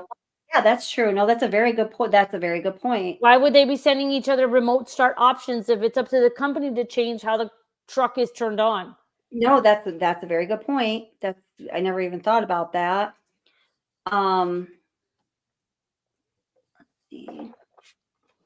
That's why I always thought that the remote start was like the explosion, like trigger. Yeah, maybe. Yeah. Now we're into March of 2018. And so now Chris sends a picture of this black Lexus. Now this is May of 2018. And then what happened? Black Lexus. And then the next picture is the explosion. Oh, you're right. It is from Chris to Troy. Yes, it's Firestone, the Firestone explosion. Yep, that's right. Yep. So we've got the remote start, we've got the Lexus, and we've got the Firestone explosion. And this is legitimately the text messages between Chris Watts and Troy McCoy. This is part of the digital discovery file. I've got it myself straight from Frederick, Colorado. But Miss Kelly, look how it says wow, and then there's no question before that, and it says she's doing good, man. Do you see how shit is deleted? Yeah, you're right. Yep, you're right. So even Troy deleted shit off his phone. Yeah, I mean, I think that's safe to say, unless like the only other scenario I could think of, I remember we looked into gear ratio and all that stuff. The only other scenario that I could possibly think of is if some of the messages were sent from the work phone and some were sent from the personal phone, but really, who communicates like that? No, men don't do that. Men don't do that shit. No, I don't think anyone does that. It just doesn't make sense. Right. So messages were deleted. You're seeing it. Yeah, no, absolutely. I see it. Yeah, I mean, it certainly looks like, based on what we were just looking at, this is the first time I've actually noticed that. Just when I think that I know everything about the Watts case, it does look like there were definitely messages deleted. Yep.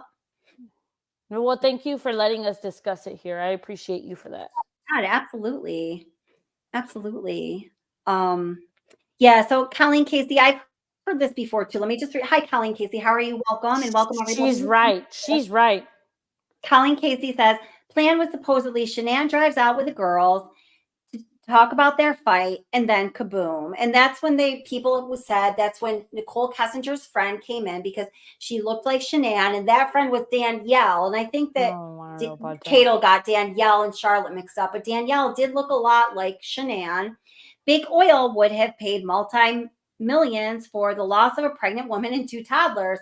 Plenty for many to split. That is the theory that has been around for a long time. And like I said, I never gave it any credence until Ara actually brought up that stream of text that we just looked at. And then I'm still not sold on it, but I started to consider it. So that is the theory. No, but that's okay. We're friends because we can discuss these things. But however, you can't dispute that. Like, because I do believe in Miss Kelly, and I'm going off of your topic. I apologize. Tell me to shut up. But the only reason why I don't believe that this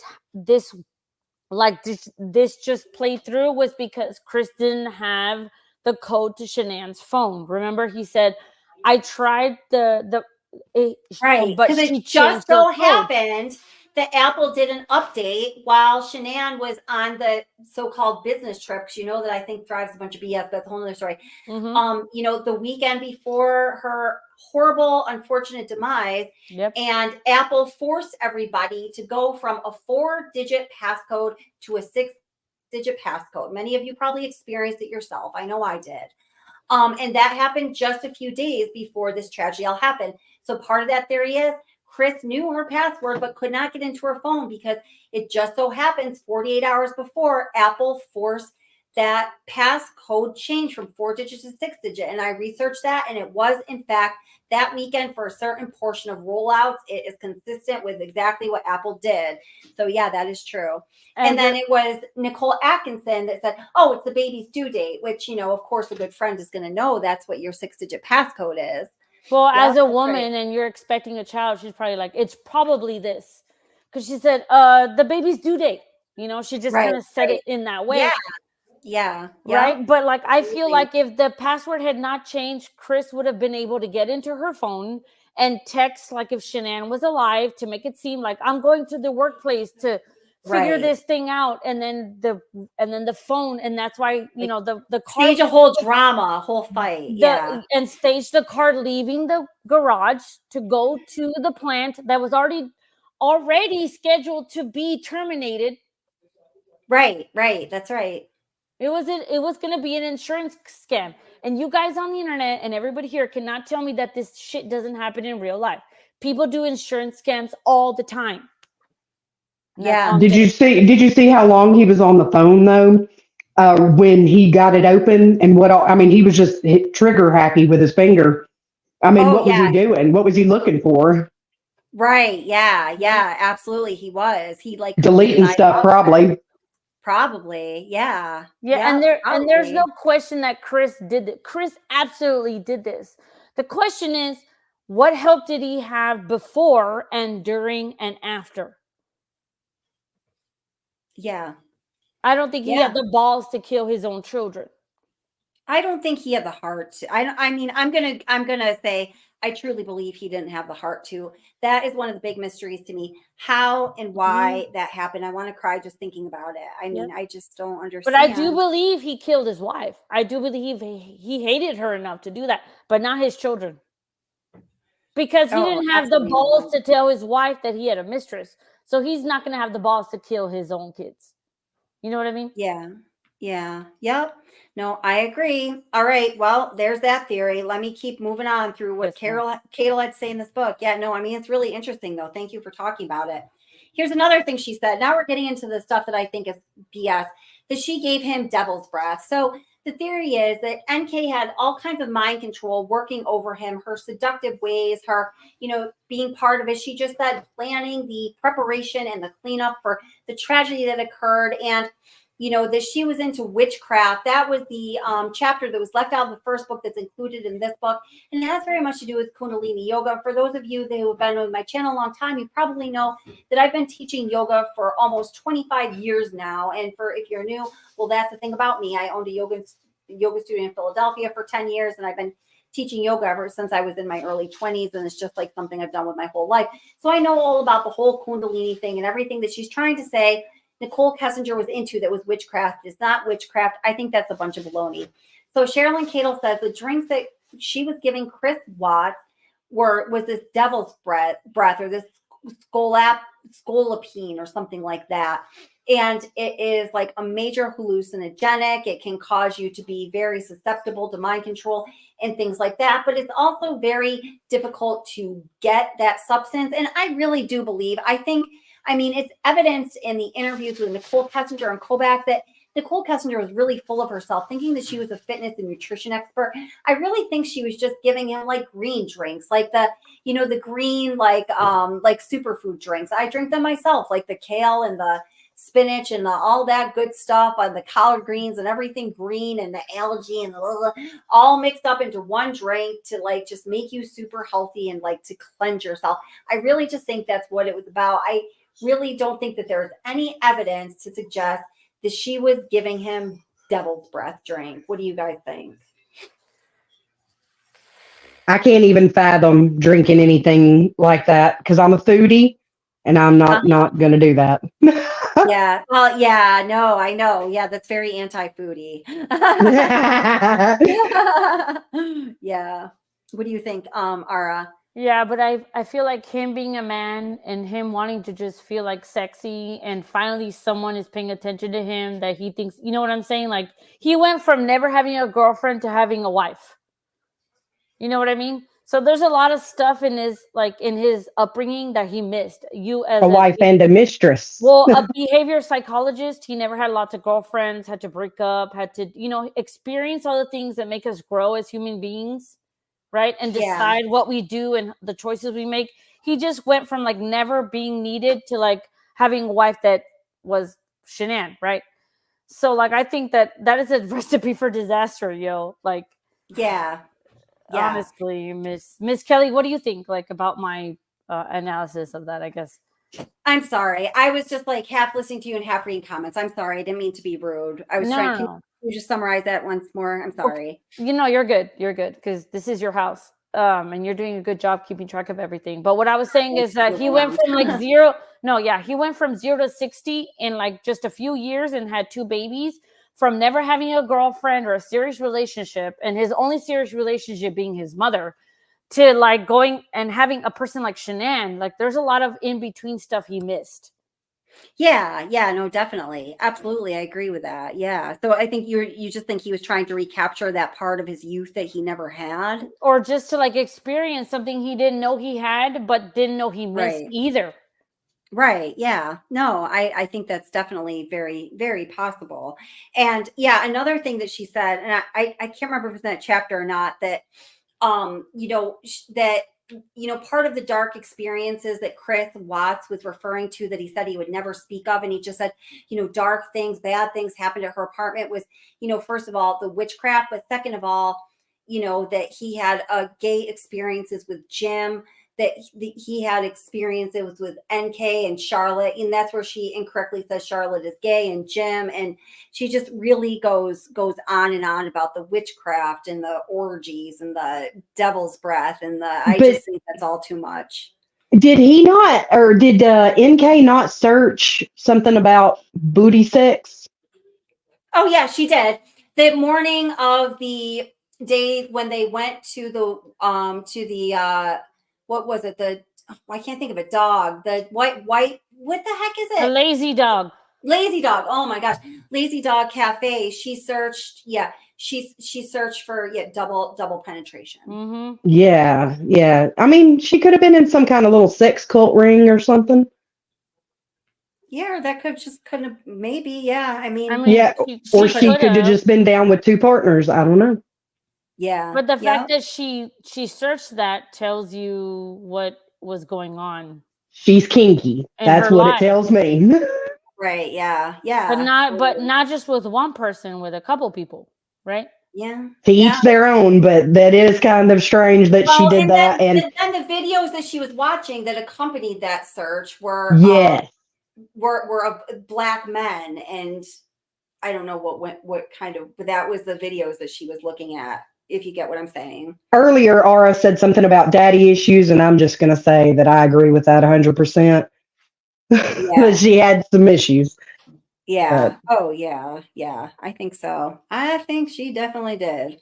Oops. Let's see. Do I have? I mean, I mean, I guess I'm not trying to throw Jim in the mix because I mean, there's been nothing to really substantiate anything about Jim's involvement, but it could possibly be that she was searching that for something to do with Jim and Chris or whatever. I don't know, but I mean, it does make you wonder, like, who was the second person if that was a thing, or is this something that she Or was maybe doing it's just behind Chris's back? Or it doesn't, guys. Just because she was looking that up doesn't mean she was doing it. It just might be a fantasy. I mean, I think that's why, You know what? You're right. You're right. you know, I didn't think about that. I was thinking like way Yeah. outside the box. Well, I mean, maybe that's it, but I mean, I think that's why a lot of people Well- like look to that kind of content, right? I mean, Well, Right. Because they're not really going to do it, but they want to think about it. well, okay, Right, I'm gonna yeah. tell you that, and I'm gonna say it, even though there are all these people watching. Also, Oh, boy. Kelly has 191 likes, but 550 people watching. So Oh, everybody go hit that like. You know you want just to. hit the like because you know you like being here. I'm not going to share your DNA sample with anyone. Don't worry. Trust me, Kelly's not. But Hey, Angel D said, "You leave Jim out of this. We will never leave Jim out of this." Nope, not doing it. but I'm learning how to just like be honest in myself here because that's all I can be. So when she's searching for this shit, in my opinion, when women search for this shit, it's either because they want it or it's about to happen. Yeah, well, maybe. Yeah, maybe. I mean, either they want it. I'm just saying because I mean, I know either you want it because we don't just search random shit just for like the kicks of it. Either you want I don't know. it, I do. or I never want anybody to look at my search history ever. but you're Tips either for my friends. I know that all my friends are very different in that regard. Like that's something like I just honestly, it's not just because I'm either you speaking about want you. it, either you I don't- want it that's to happen. that's your perspective. Well, I'm just saying because, like, in my opinion, like women, they don't just search that shit because they're curious. Like, either they want it to happen, or it's gonna happen. Yeah, so you're saying either it's preparation or it's a fantasy. So Right. it doesn't mean that it was happening. I mean, I just, yeah. Well, yeah, but given her circumstances at the time, it just makes sense that she wanted it to happen with Jim and Chris, or it was gonna happen with Jim and Chris. I see that's a leap that I am not willing to make. I don't think her circumstances at the time indicate that. To me, her circumstances at the time indicate that she was a kind of obsessive compulsive personality who had a boyfriend. She was a mistress. Her boyfriend was married. Her boyfriend had a family. She desperately wanted him. She desperately wanted him to leave the family and the kids. Yes, she was using her sexuality to kind of, I think control Chris Watts, but I mean, maybe if she thought that was going to exert more control over him, but I think she was singularly focused on controlling Chris Watts and the route of their relationship. I don't think she was really preoccupied with double penetration. I don't know. Maybe that's something I just don't know. I don't know. Yeah, I just brought it up really just because she searched it and I thought, there was something that Chris said about lots of dark stuff or whatever, and I'm thinking maybe he got double penetrated, or not double penetrated, but maybe he's the one with the booty stick. Is there another way to like explain why a woman would search double penetration? Either she wants it to happen or it's going to happen. I don't know, Ara. I think that's like a really personal thing. It's true. You're very much on this man-woman dichotomy. Like women are like this. I don't, and I mean, and that's okay. And maybe that's true. But I'm just thinking, like, I'm just thinking among like the sample of like my close girlfriends I talked to where I would know very personal details about that. I mean, I don't think I could make a generalized statement about somebody's habits like that. I just don't think I could. That's why I love talking to you, because we're so different. I love it. Yeah. Well, okay, let me go on to the next point here. So, and thank you. No, it's a great conversation. I very much appreciate it all. But Yes, ma'am. the next point here is, whoop, let me get rid of that comment so I can, just so you guys can still see our panel. Okay. She also says that she knows Nicole Kessinger's real name now, because she obviously, we all know that. So, and this is where, you know, I said she goes into apologizing to the crew that really wants to know her real name. And she goes on to say, and now I thought this was super weird because she says, well, you know, I talked to my family and I talked to my attorney and the decision was made. And I'm so sorry to all of you who really want to know what I really am. I'm so sorry. I'm so sorry. But, you know, I will tell you one thing. Her new middle name is Lee. Now, isn't that weird? Because Christopher Watts' middle name is Lee, Christopher Lee Watts. And, you know, the new Watts baby, sweet angel, unborn baby Nico and his sweet angel mommy, Shanann's belly, who is no longer of this earth, his name was going to be Nico Lee. So isn't that weird that she took on the middle name Nico Lee? Because would she really want to remember this? It sounded like she didn't even know that her name before she changed it was Nicole Lee Kessinger. Her middle name was Lee. So I just felt that was one of the many things that just made me feel like she might be a little confused about things.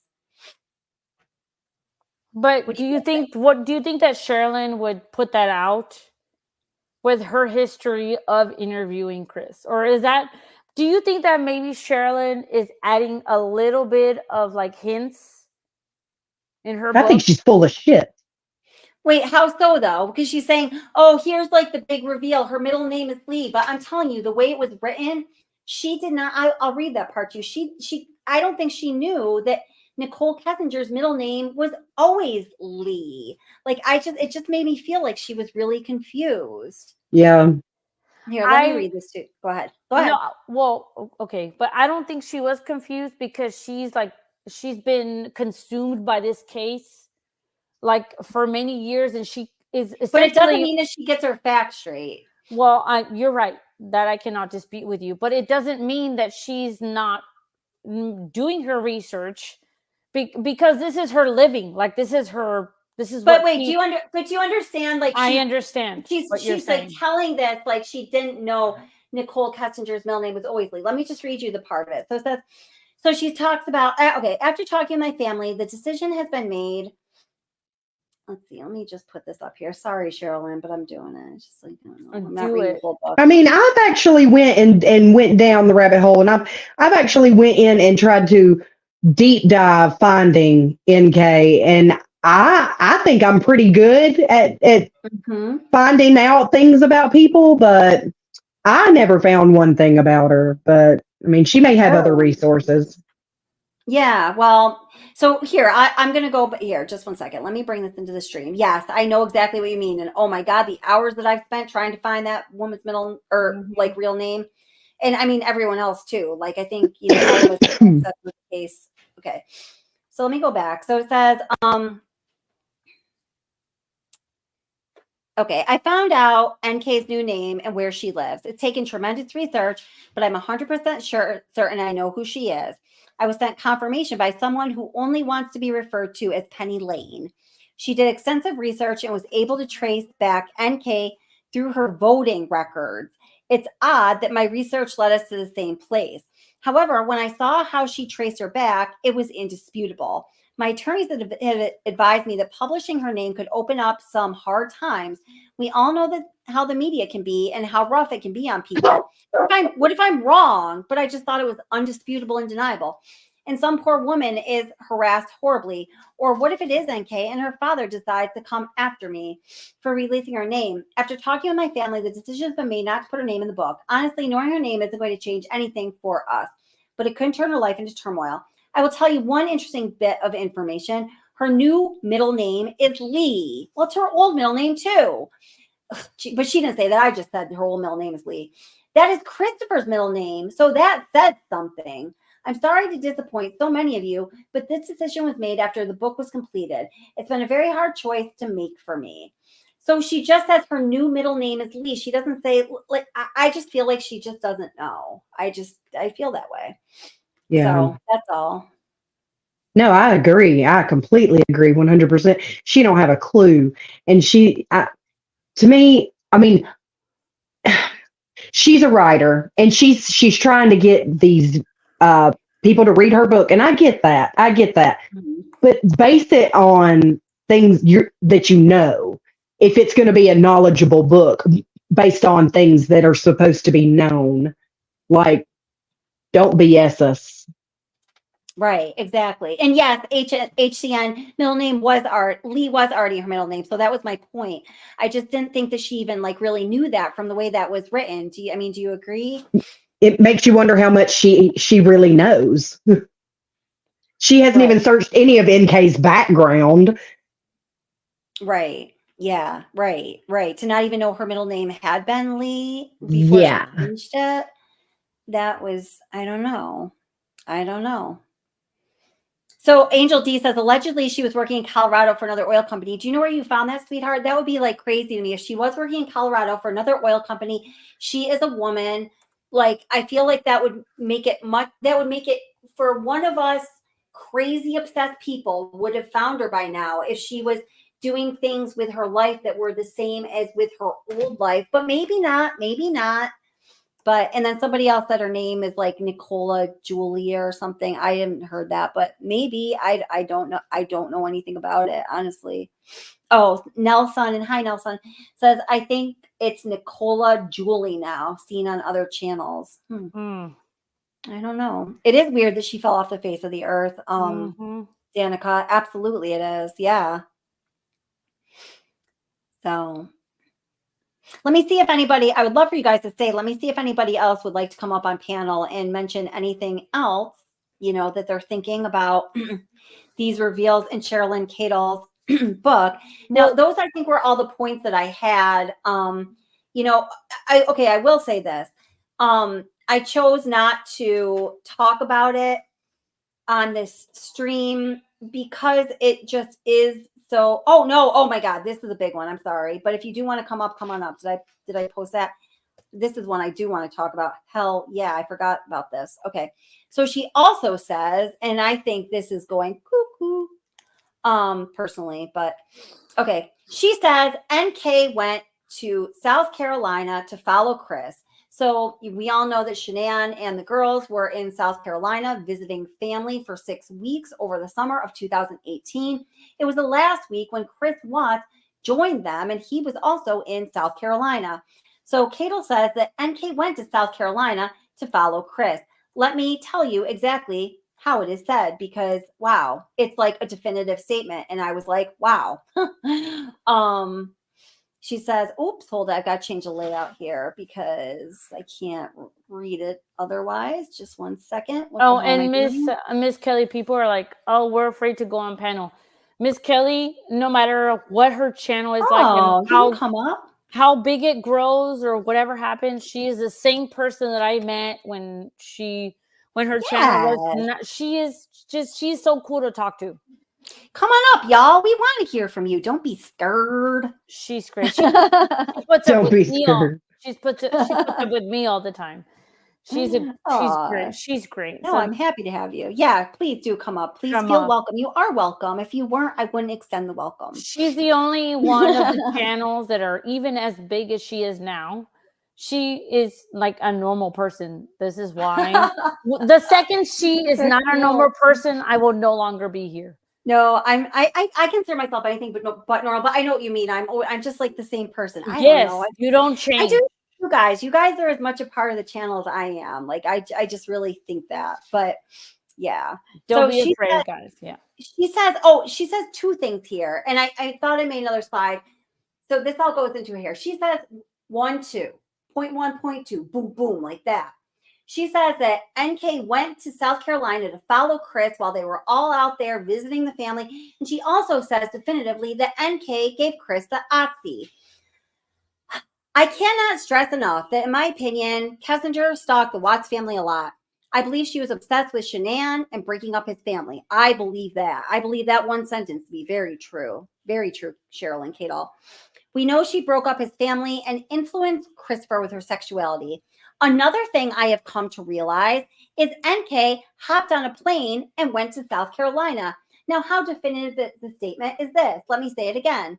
Another thing I've come to realize is that NK hopped on a plane and went to South Carolina. Now, notice she doesn't say, Chris told me that NK hopped on a plane and went to South Carolina. She says, another thing I've come to realize, which takes it out of the realm of writing a book about what Chris Watts told me and writing a book about my theories. But let me go on with what the book says. I don't think she stayed the entire week, just maybe the weekend. I believe when Christopher left his wife in the evenings and disappeared for hours, he was meeting with NK. I believe he gave her Oxy and then left the house. Wait, I believe that the night he gave her Oxy, and she's talking about Shanann, but grammatically this is weird, and then left the house, he was also with NK. But nobody ever said he left the house and they know where he is. What they said was he left the house and he'd be on the phone for long periods of time. But nobody, as far as I know, ever said, oh, he left the house and nobody knew where he was. Something from StreamYard is blocking my view of the first few words here. Something law enforcement, but possibly something with NK that if she would tell them all she knew, she would be given immunity. Well, certainly that happened. Again, this is my belief. I have no proof. Well, I'm glad that it's dated. However, we know that law enforcement allowed her to run the content of the interview. NK talked nonstop and there was no real interrogation. In the next chapter, I put the entire interview in here, which takes up, a third of the book. But, we've all seen that interview. You will see how they sort of just surface talked. We all know that. Blah, blah, blah, blah, blah, blah, blah, blah, blah, blah, blah. When I first met Christopher, he was still very much in love with NK. I also very much believe that statement made by Cherlyn. We must remember that when I met with him, Christopher had no idea what was being said. And I think she meant out there, but it would be good if it was specified. He had no way of reading or watching television. He was in protective confinement, and he was completely unaware of everything except what his family told him on 15-minute calls. There were many times he did not even get those calls. I had forgotten this when I met with him, and it amazed me at the time how much he didn't know. In many instances of what was in the media, I had to tell him what was being said, and maybe he didn't need to know. I don't know. Some of those things, I believe, cloud his memory because he didn't remember many things were being said in the news. I don't know why I included all the rest of that, but she does say, I believe that she says, another thing I've come to realize is that NK hopped a plane and went to South Carolina, and also that Kessinger gave him the Oxy. What do you guys think about that? Oh, wait, hold it. We have someone else coming up on panel, so let me just welcome this person up because we are just telling everyone to come on up, and we meant it, so I want to invite Jamie up on panel. Hi, Jamie. How are you doing? Hi. I don't know. Can you hear me? I can. Yes, you're perfect. Awesome. I'm using my phone. Sorry. Okay, no problem. So what are you thinking, girl? Oh, when it comes to this case, I have gone so far down the rabbit hole. I don't know if I can find my way out of it at this point. Welcome to the club. Right. It drives this. I will be polite. This lady has really gotten on my nerves. So I have You mean the author? No. Well, okay, sorry. NK. Okay, gotcha. I have to choose my Oh words. my God, right? I never heard anyone call her a lady before. I mean, it's because I'm trying to be polite because the words I want to use are definitely not.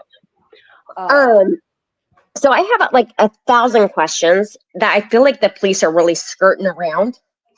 But I don't know if you watch, and I don't want to say it wrong, but it's ZOWOKI. He has a channel on YouTube. I made aware of it. Some people sent me emails about it, but go ahead. So today I think it was today because it was before I jumped on to watch yours. He was showing a video of when the police, it was when they had the trauma dog and a cadaver dog basically sniffing around the house. Yeah. And I hadn't seen the trauma dog there before, but they seriously were, that dog was hidden in the basement like there was no tomorrow. It was like the trauma dog was seriously like, something happened down here, people. It was so frustrating. It's like, why are the police not noticing these things?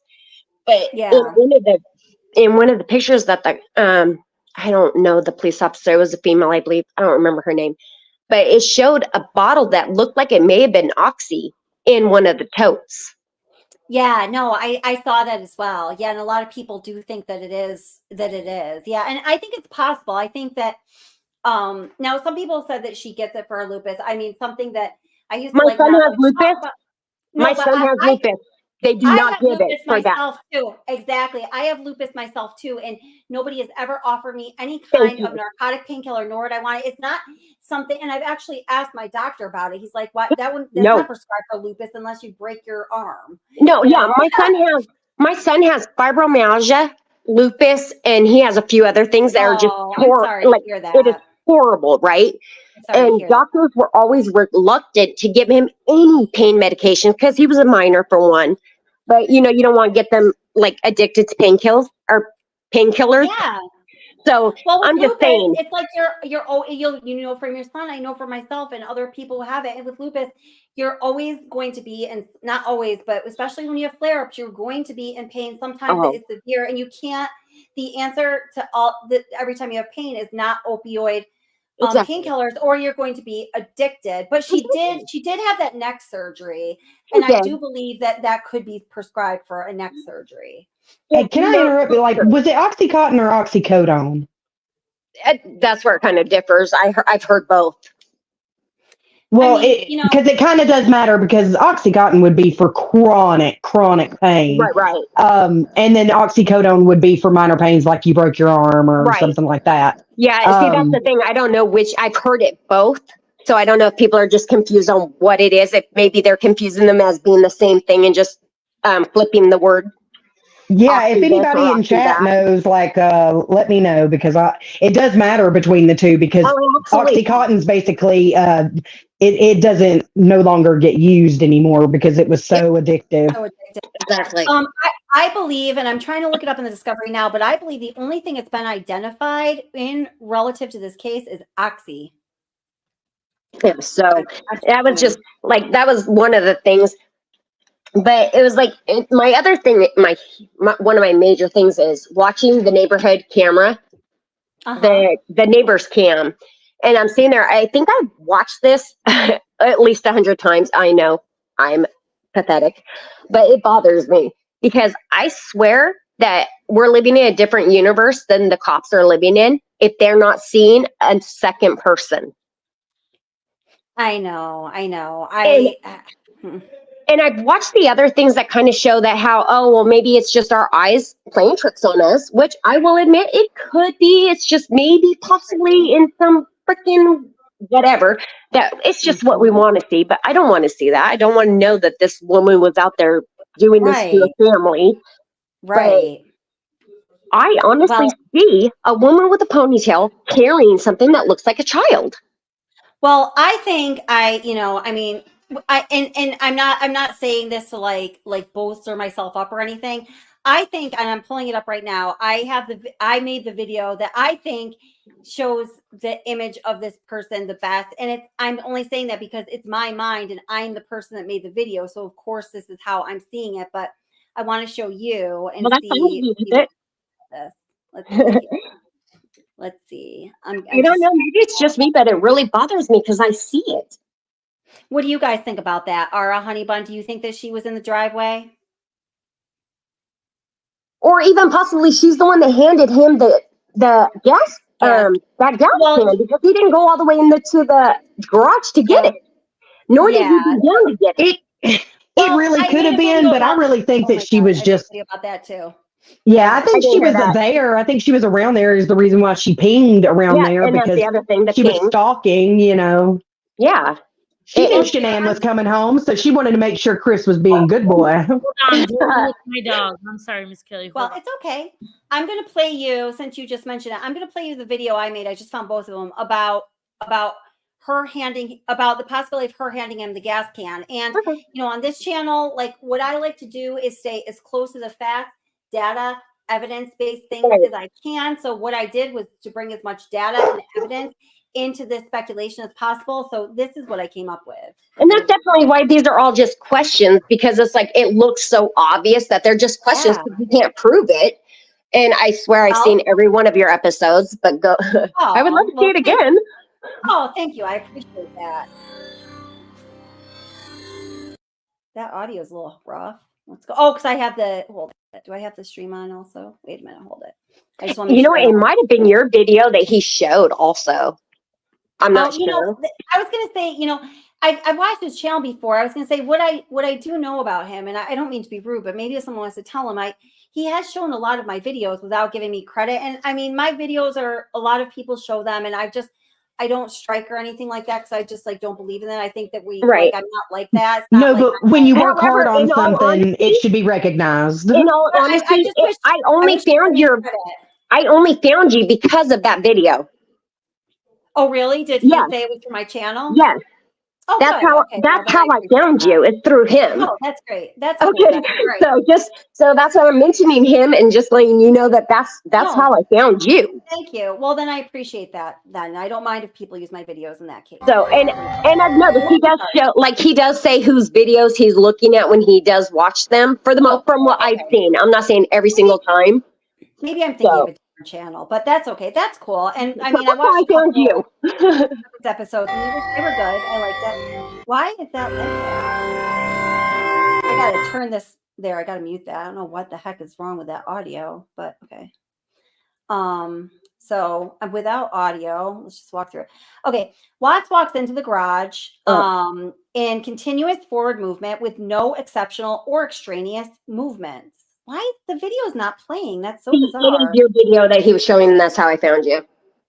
Oh, cool. So go ahead, go on though. I appreciate that. I'm not trying to interrupt your channel. I'm just saying that is how I found you. Awesome. Thank you. I appreciate that. Okay, so here we go. All right.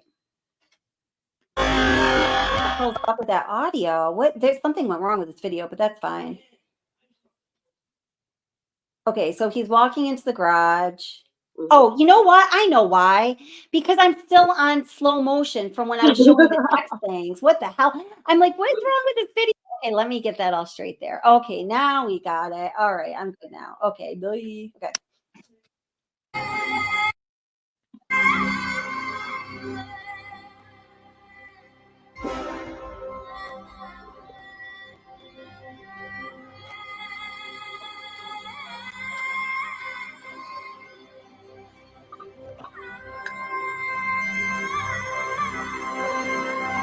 And let me just say the reason that the visual is like this is because the footage itself is so grainy. When you use these certain filters, you can actually see like the key movements and things like that better. So although it might look weird, you can actually see what I'm referring to in the video better using this like treatment of the video. Right.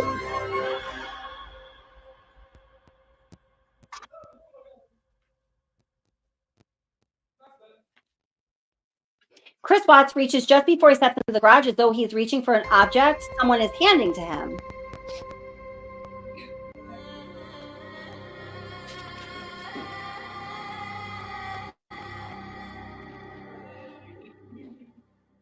So is it also you that turned around and said that from everything that we've seen, there is no place but on the floor that gas can could have been?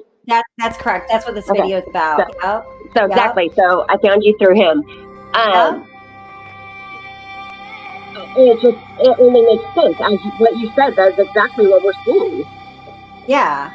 So somebody would have had to have handed it to him, but who but her?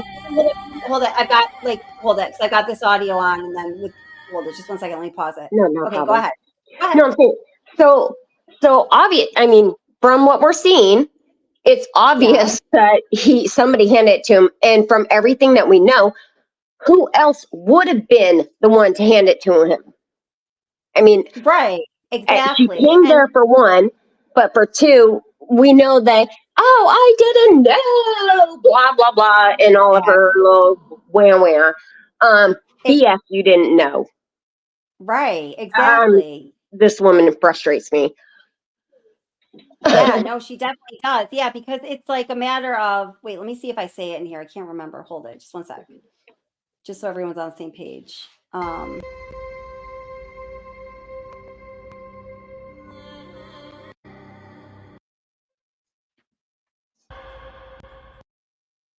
Okay, no, I guess I made a different video. It's a different video that I had made where I actually go through and I talk about, it's like 0.4 seconds, the time when he reaches into the garage and then he turns around. Yes, it was in this video, I believe. Yeah, and then when you look at the body cam footage of the garage, of that side of the garage, they show it very clearly, and there are no ledges. There's nowhere up high where you could put the gas can. And with him turning around, going into the garage, turning around in 0.4 seconds, no gas can, then he has a gas can. He clearly doesn't bend down because it's so quick. You would see him bend down. He barely goes out of the frame. He had to have received that gas can at a natural arm level. It's obvious. There's one other option. What's that? Her lovely witchcraft could have just handed him these magical powers, just reach his hand out and it floated to him. It could have just floated to him with some depth floated threat to in him. Maybe. But then there's I think only at this point, I don't know, there might be only one or two more points I was going to make. And it's one. And I think it was the interview that he was at. I think it was the one 6 months after he had been was it the Wisconsin prison or jail? Yeah. I think it was prison. He'd been 3 months. He'd been there for 3 months in the prison. Okay. Yep. And Tammy Lee and Work, I think, and another detective had gone out to speak to him. Coder. Yep. And Coder. And while they were there speaking with him, because I've watched this interview, I don't know how many times, but he literally slips up and says, "We." Who's the we? No. Who's the we, Chris? Who? Why are they not asking more questions? Who is that? Who's with you? Dude, who is we? Because I know that the baby wasn't handing you anything. I know they weren't participating. So who is the we? Yeah, no, I know. There's a lot of things that are very ambiguous like that. I totally agree. It's really crazy, that whole and why they didn't press. And Amber, I saw you said he gives you credit. Thank you so much. And thank you to the channel for giving me credit. I very much appreciate that. Yeah, I mean, why they didn't press him more for details, I will absolutely positively never know. It makes no sense. I know that everybody talks about the dad, and that interview while her dad was there drives me nuts because I want to kick him in the face. I know that's rude, but I really do want to kick him in the face and just tell him shut up for 2 minutes. But I'm sitting there and I'm thinking everybody wants to blame him, although at the same time I have 3 sons of my own, and while I would sit there and do everything I could to defend them, I make my sons accountable for the actions that they hold. So if they do something, they're going to be accountable for it. I will love them and I will defend them, but at the same time, I'll be like, but you still doing your time. You did this and you're going to pay for it. I'm not going to sit in there and be like, oh no, stop bleeding. Oh no, you need to stop, Nick. Wait, who is Nick? Why are you calling him Nick? When did we get so friendly? We're on first name basis. I know that I mean, the way he really runs the show there is crazy. And it seems to me from their interaction, it seems like that relationship has a long held habit of daddy jumping in and having to defend his daughter. That's just my feeling. Well, how many people did she stab before this all happened? Was it 1 or 2? One when she okay. I guess that apparently that was and that was one where I couldn't find any records on it. I do have records of her arrest when she was 17. I know that there is talk out there that she stabbed someone in the back. I just have to say that I personally could not verify or confirm that to be true. But right, and I also have only seen like things that people have put up. I haven't found that exact record because supposedly, and I have to say I can't use my air quotes because you can't see them.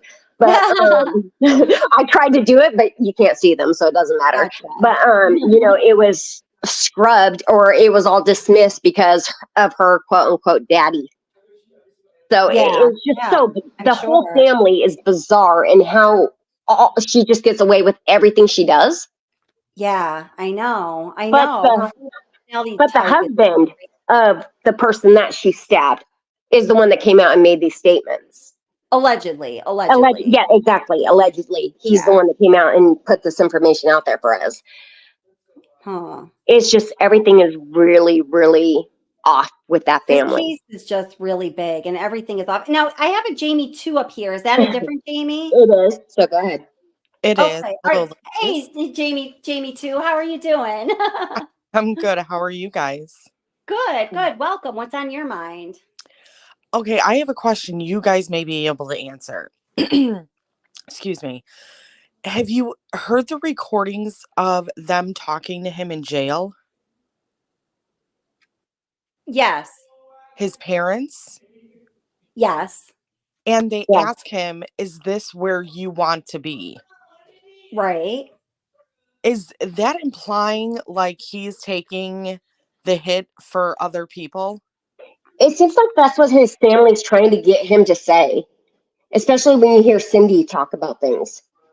I Because think that Cindy wanted him. Cindy has said outwardly so many times that she wanted him to fight this. She wanted, Yeah. if I were accused of that, I think that she was saying, you're not fighting this. Is this really where you want to be as opposed to fighting these charges?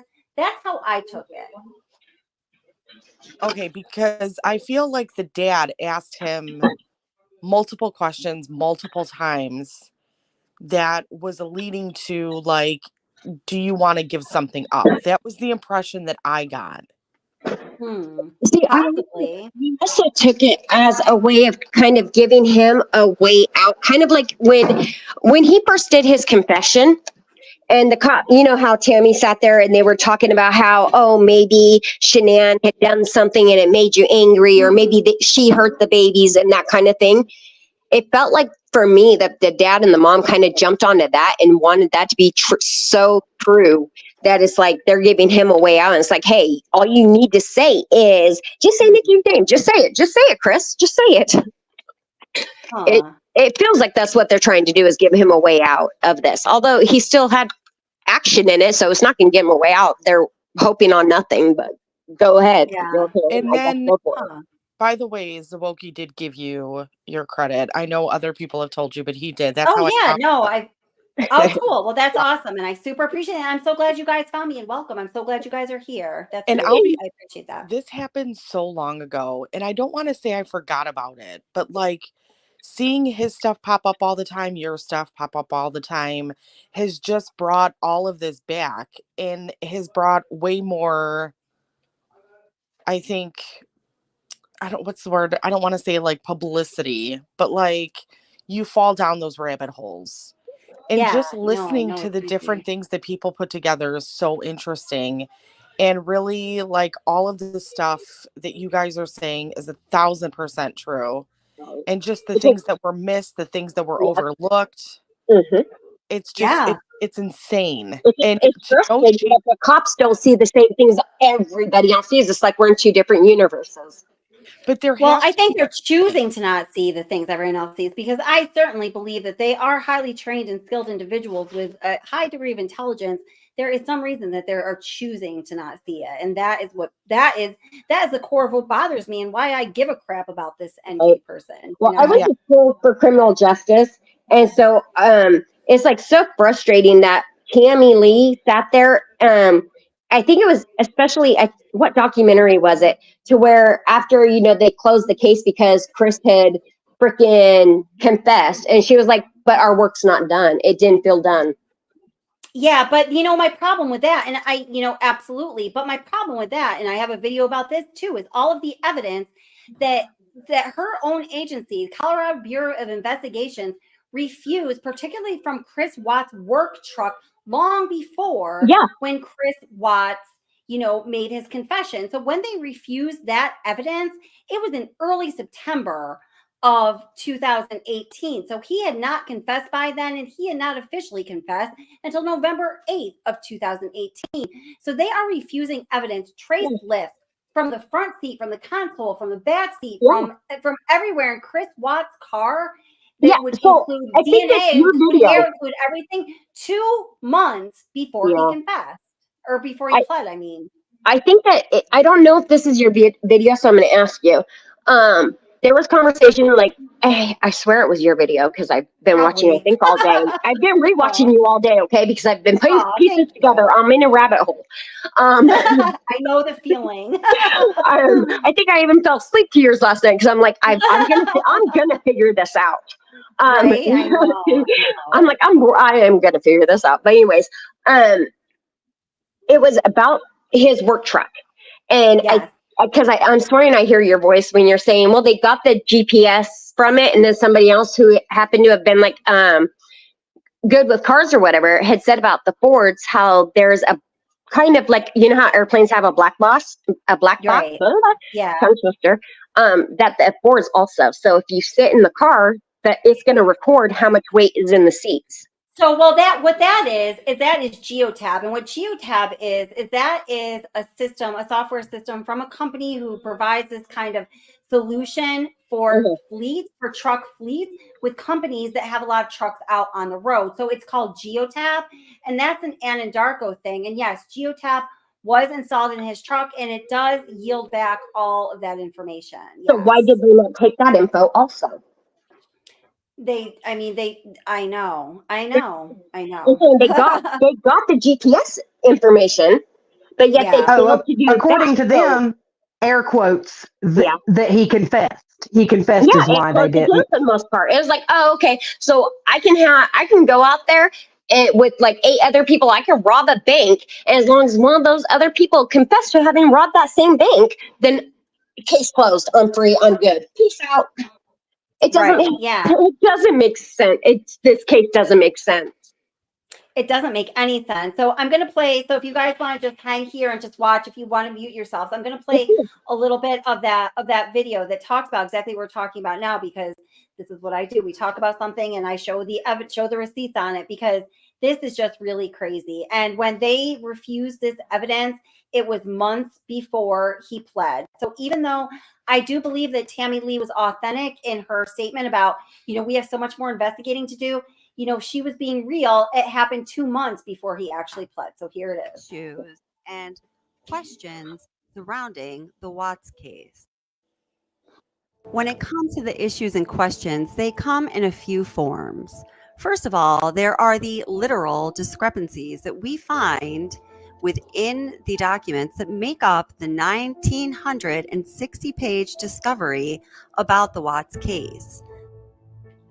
There are issues of integrity in the investigation. Questions have come up like, why wasn't this person or that person questioned by the authorities? Or particularly in the case of Chris Watts' former mistress, why wasn't she pressed further for precise details when she was questioned by investigators?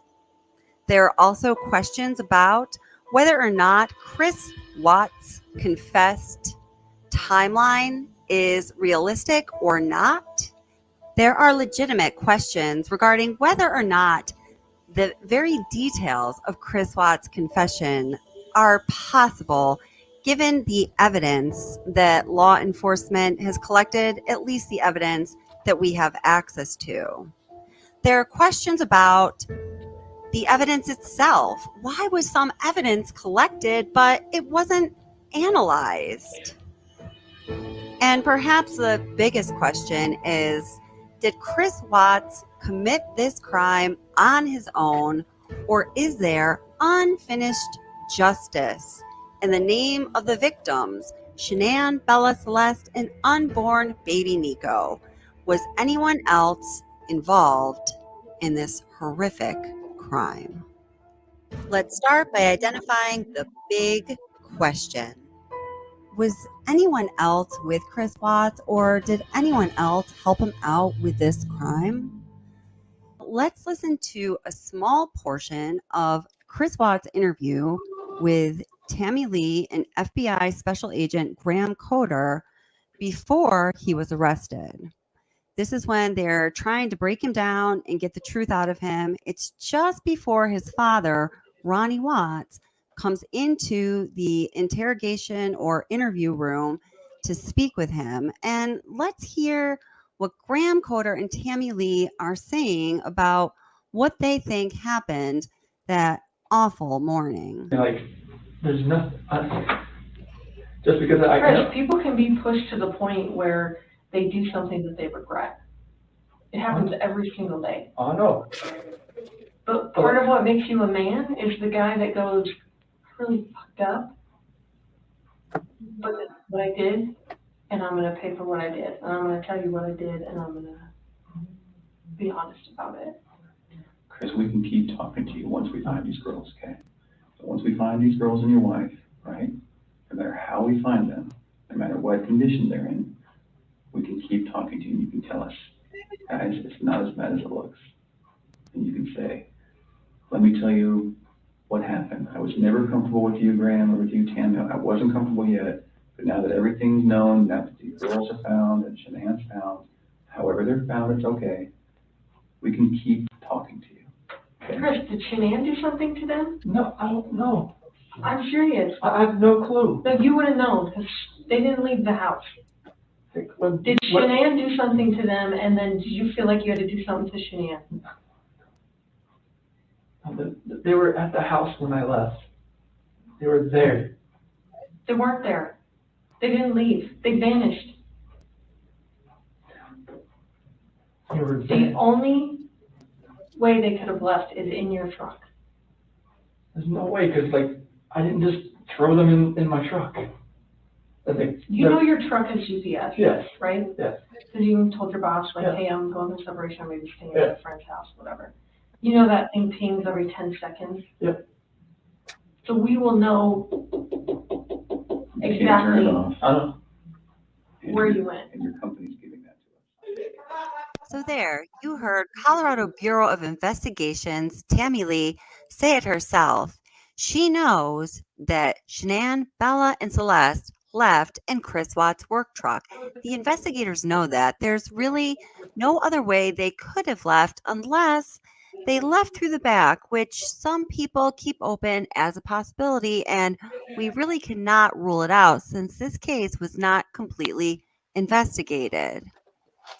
The question I have regarding the evidence that is presented in the discovery documents is if Tammy Lee and the investigators knew or felt they knew that the family left in Chris Watt's work truck, then why did they handle the evidence that was taken from Chris Watt's work truck in the way that they ultimately did?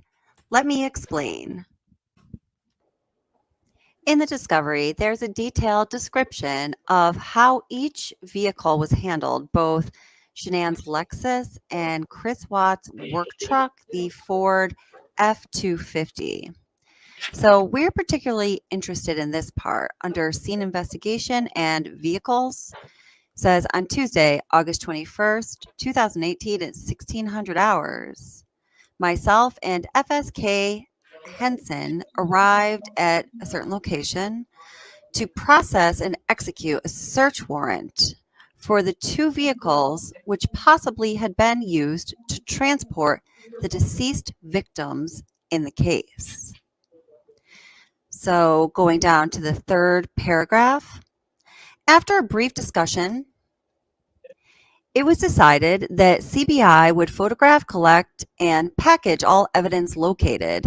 CBI would also use adhesive-based rollers and collect any possible hairs, fibers, and other trace evidence from the Ford truck in an attempt to determine any recent possible occupants of the vehicle.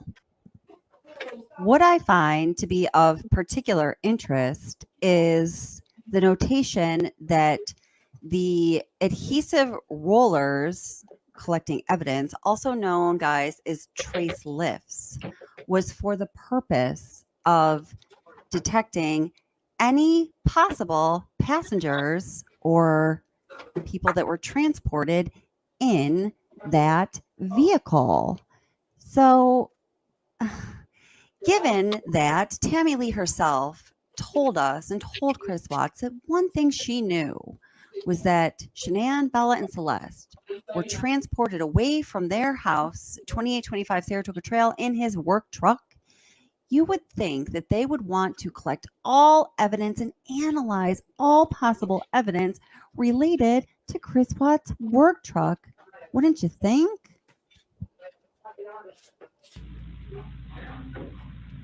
The only way they could have left is in your truck. The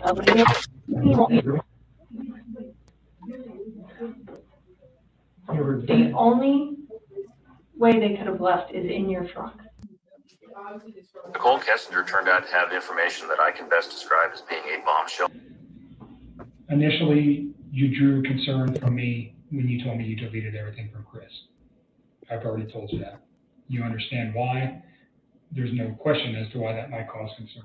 So, Okay, my friend. So there you heard Tammy Lee telling Chris Watts that she knows that Bella, Celeste, and his wife Shanann left their home in his work truck and they were missing at the time. He hadn't confessed at all yet. And then we have DA Rourke describing the information Nicole Kessinger gave law enforcement as being bombshell information. And then we have CBI's agent Kevin Kobach talking to Miss Kessinger and saying, initially you drew concern for me when you deleted all of your text messages between yourself and Chris Watts, and there's no question as to why that is. So what have we established? We have established that investigators know that Chris's missing family left the home in his work truck, that Miss Kessinger is a big part of this investigation, according to DA Rourke, bombshell information. And then we have the multiple interviews with Nicole Kessinger and Kevin Kobach, in which she repeatedly lies about why she deleted her messages, the text messages between herself and Chris Watts, and any information that relates to Chris Watts on her phone.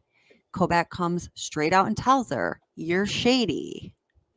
Considering investigators know that Miss Kessinger knows so much that she had such an intimate and close relationship with Chris Watts right up until the day his family went missing, and they also know that she has been dishonest, that she destroyed evidence in this case, this triple plus homicide case.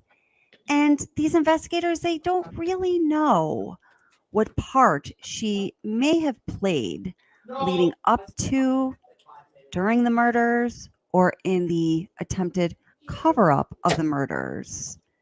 They also know that Chris Watts' work truck played a pivotal part in this crime.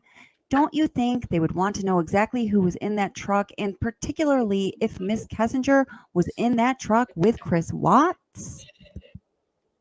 And even if they were going to protect her, even if they didn't care if Kessinger was in that truck with Chris Watts, don't you think that they would want to corroborate his confession and prove scientifically, with scientific evidence, that his confession was true, that the body of his deceased wife and his alive children were in the back of his work truck on that drive from Saratoga Trail to Cervi 319?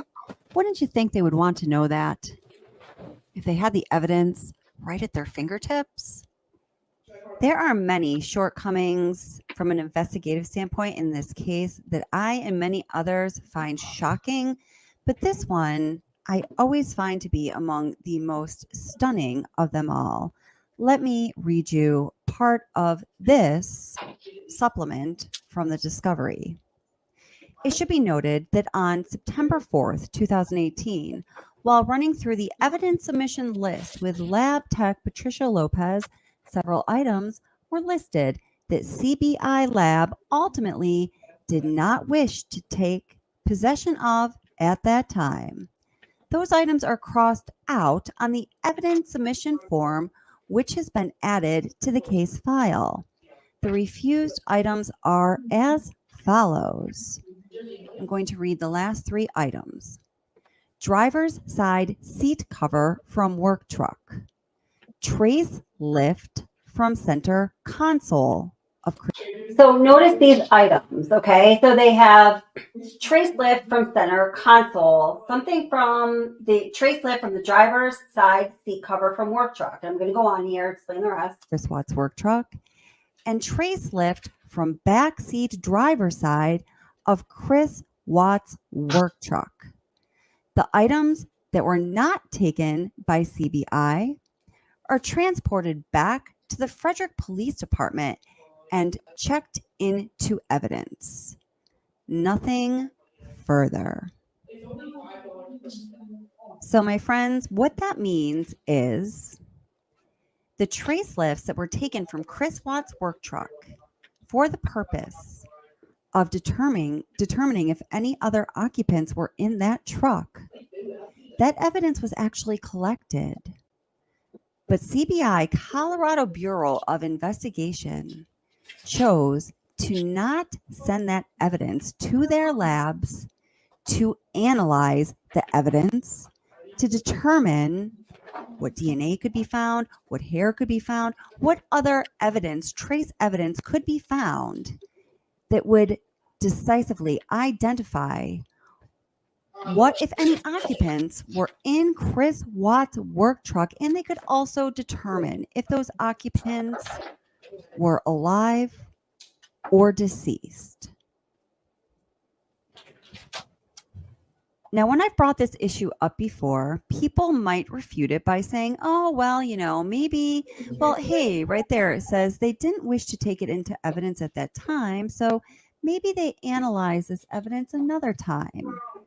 But guys, we know that's not the case, because District Attorney Rourke went with the story that Shanann, Bella, and Celeste were all murdered in their home at 2825 Saratoga Trail until Tammy Lee, Dave Baumhover, and Graham Coder went to interview Chris Watts in prison after he was already serving his 5 consecutive life sentences on February 18th, 2018, over 3 months after his sentencing.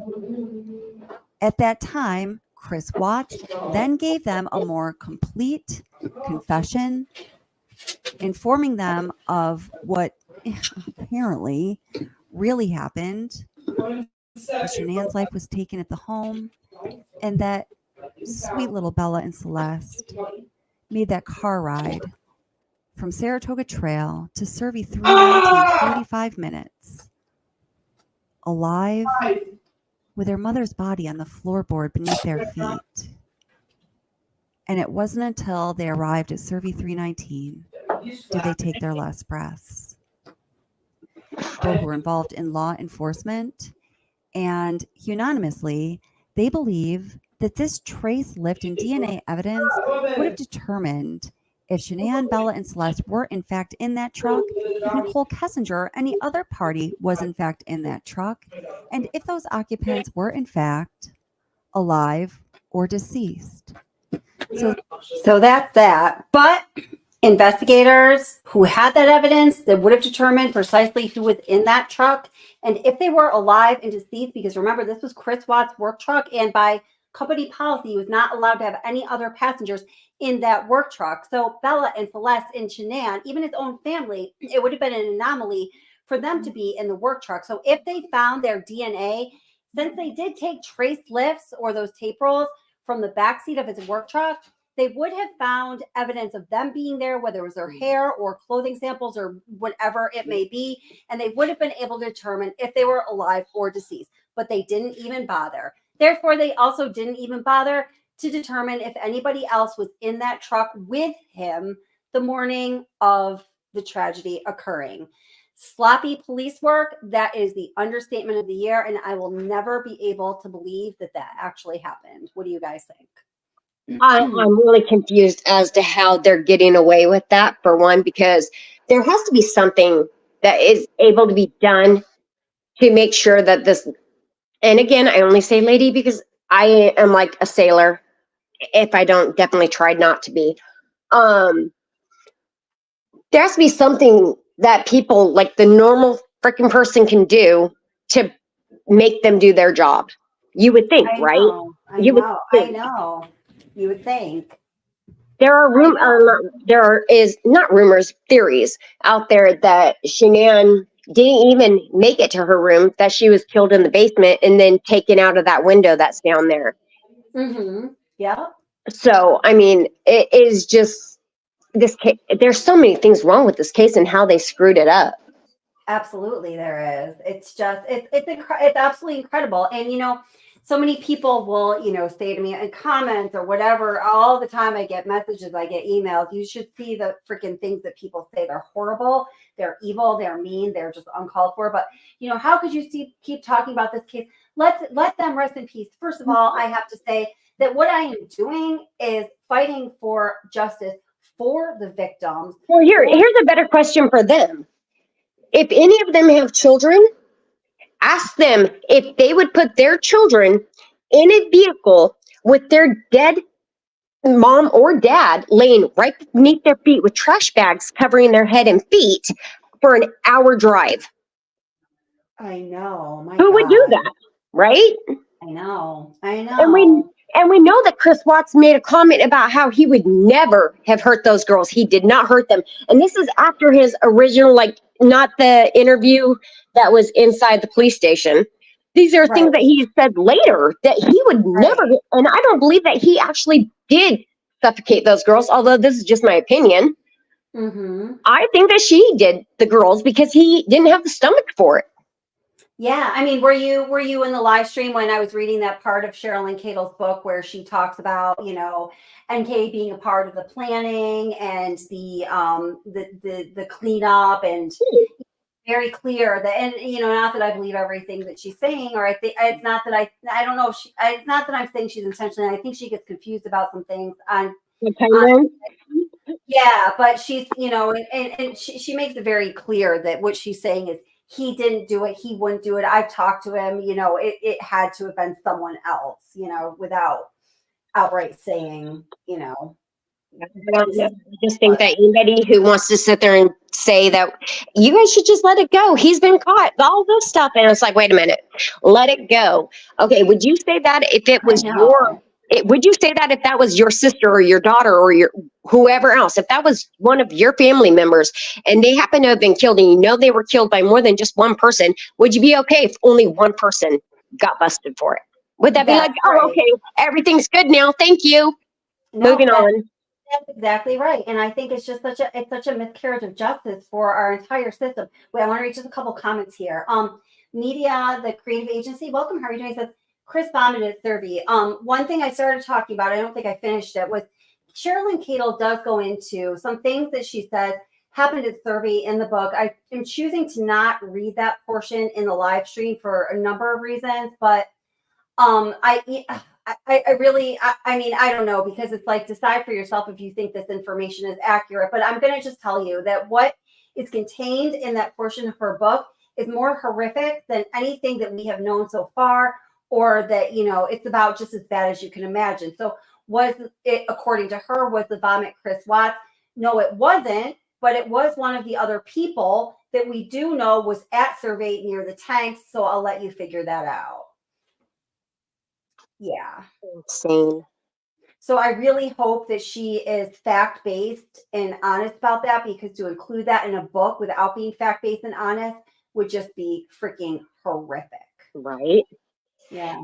And unfortunately, because I don't know how we're going to hold this lady to account for her part in all of this, because, okay, let's live on in some fantasy island and say that she had nothing to do with it and she didn't know anything. And they were such pretty little girls. How could it? Shut up. I know. So if we're going to live on fantasy island, it's like, is so insane, because even if we were trying to live on fantasy island, you cannot take away everything that we know. Exactly. That's right. Yeah, that's absolutely right. It doesn't make sense. And the theory that she's bipolar, I definitely believe that, because I know bipolar people. And some of her mannerisms, and I'm not saying, I'm definitely not saying that bipolar people are out to kill people, first of all. But what I'm saying is some of her mannerisms and the way her childish behavior, and then like the way there's just certain things about her personality that fit the mold. They definitely fit the mold. Right. Yeah, I totally agree with you. This woman that wrote the book, I won't spend a penny on it, because I have a feeling that she's sending money to Chris for his books, for his commissary and for that crap. So I appreciate you summarizing it all for us. Yeah, seriously. Oh my God, I hope she's not doing that. I think that she's cut ties with him, but I'm not sure. She's I making mean, money off of him. I almost feel like she made him a deal. And it's like, hey, let me write these books or whatever. Give me information. I'll get it out there for you. I'll spin it whatever way you want me to spin it. And I will send you money on your books. oh wow, Because gosh. he can't make money off it personally. No, he can't. No. There's a law against that. And I've had a drink now, so I can't remember the law. I'm like, this frustrates Friday me so night. much. But I'm just saying, so he can't make money off it, but somebody else can, and they can put money on his books. Yeah. Why wouldn't he give it up? And then he can also be spending it to make himself again. Like now, all of a sudden, I think the reality is starting to set in, and he's going, "Oh, I'm going to be here for a while. I might as well try to find a way to blame it on someone else." Dude, you still did it. You're still going to be there forever. So no matter who you try to rat out, you're exactly where you belong. No, I totally agree. Let me see if I don't know, Honey Bun or Jamie too. Are you guys still up here? Do you have anything to say about any of this? I know I'm such a big mouth. I'm just taking it all in. You're good. Oh, I know. It's a lot to take in. It's totally a lot to take in. But you know what, guys? We are like approaching 3 hours here. Oh, wow. And I'm actually doing something with my family kind of early tomorrow morning. So I am going to have to wrap it up. But we will do another Watts Live soon because I know people do really want to talk about this. And there is so much more to talk about. But thank you guys who came up on panel so much. Jamie too, Jamie not too, Honey Bun and Ara. Thank you guys. I really appreciate Thank you. Have a good night. Yeah, have a good night. Enjoyed have a good it. night, guys. Exactly. Awesome. I'm so glad. And thank you to everybody who is here in chat. Hi, Turquoise. How are you doing? And moderators, Kelly, I'm going to email you, so be looking for it.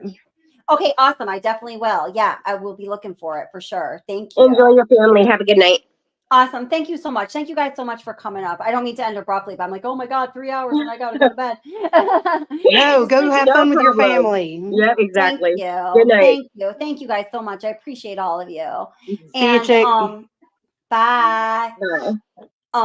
Yeah, and everybody who is here, members, subscribers, everyone who's just stopping in, watching the replay, I thank you all so much for being here. So I know we definitely want to continue this conversation. If you want to, you could email me at wattsobsession@gmail.com. Let me know what it is regarding this case or other cases that you want to see more content on, or you want to have more live streams on. You guys are what makes this channel. So I definitely want to hear from you and know exactly what it is you want. And again, guys, just thank you so much for being here. I can't thank you enough.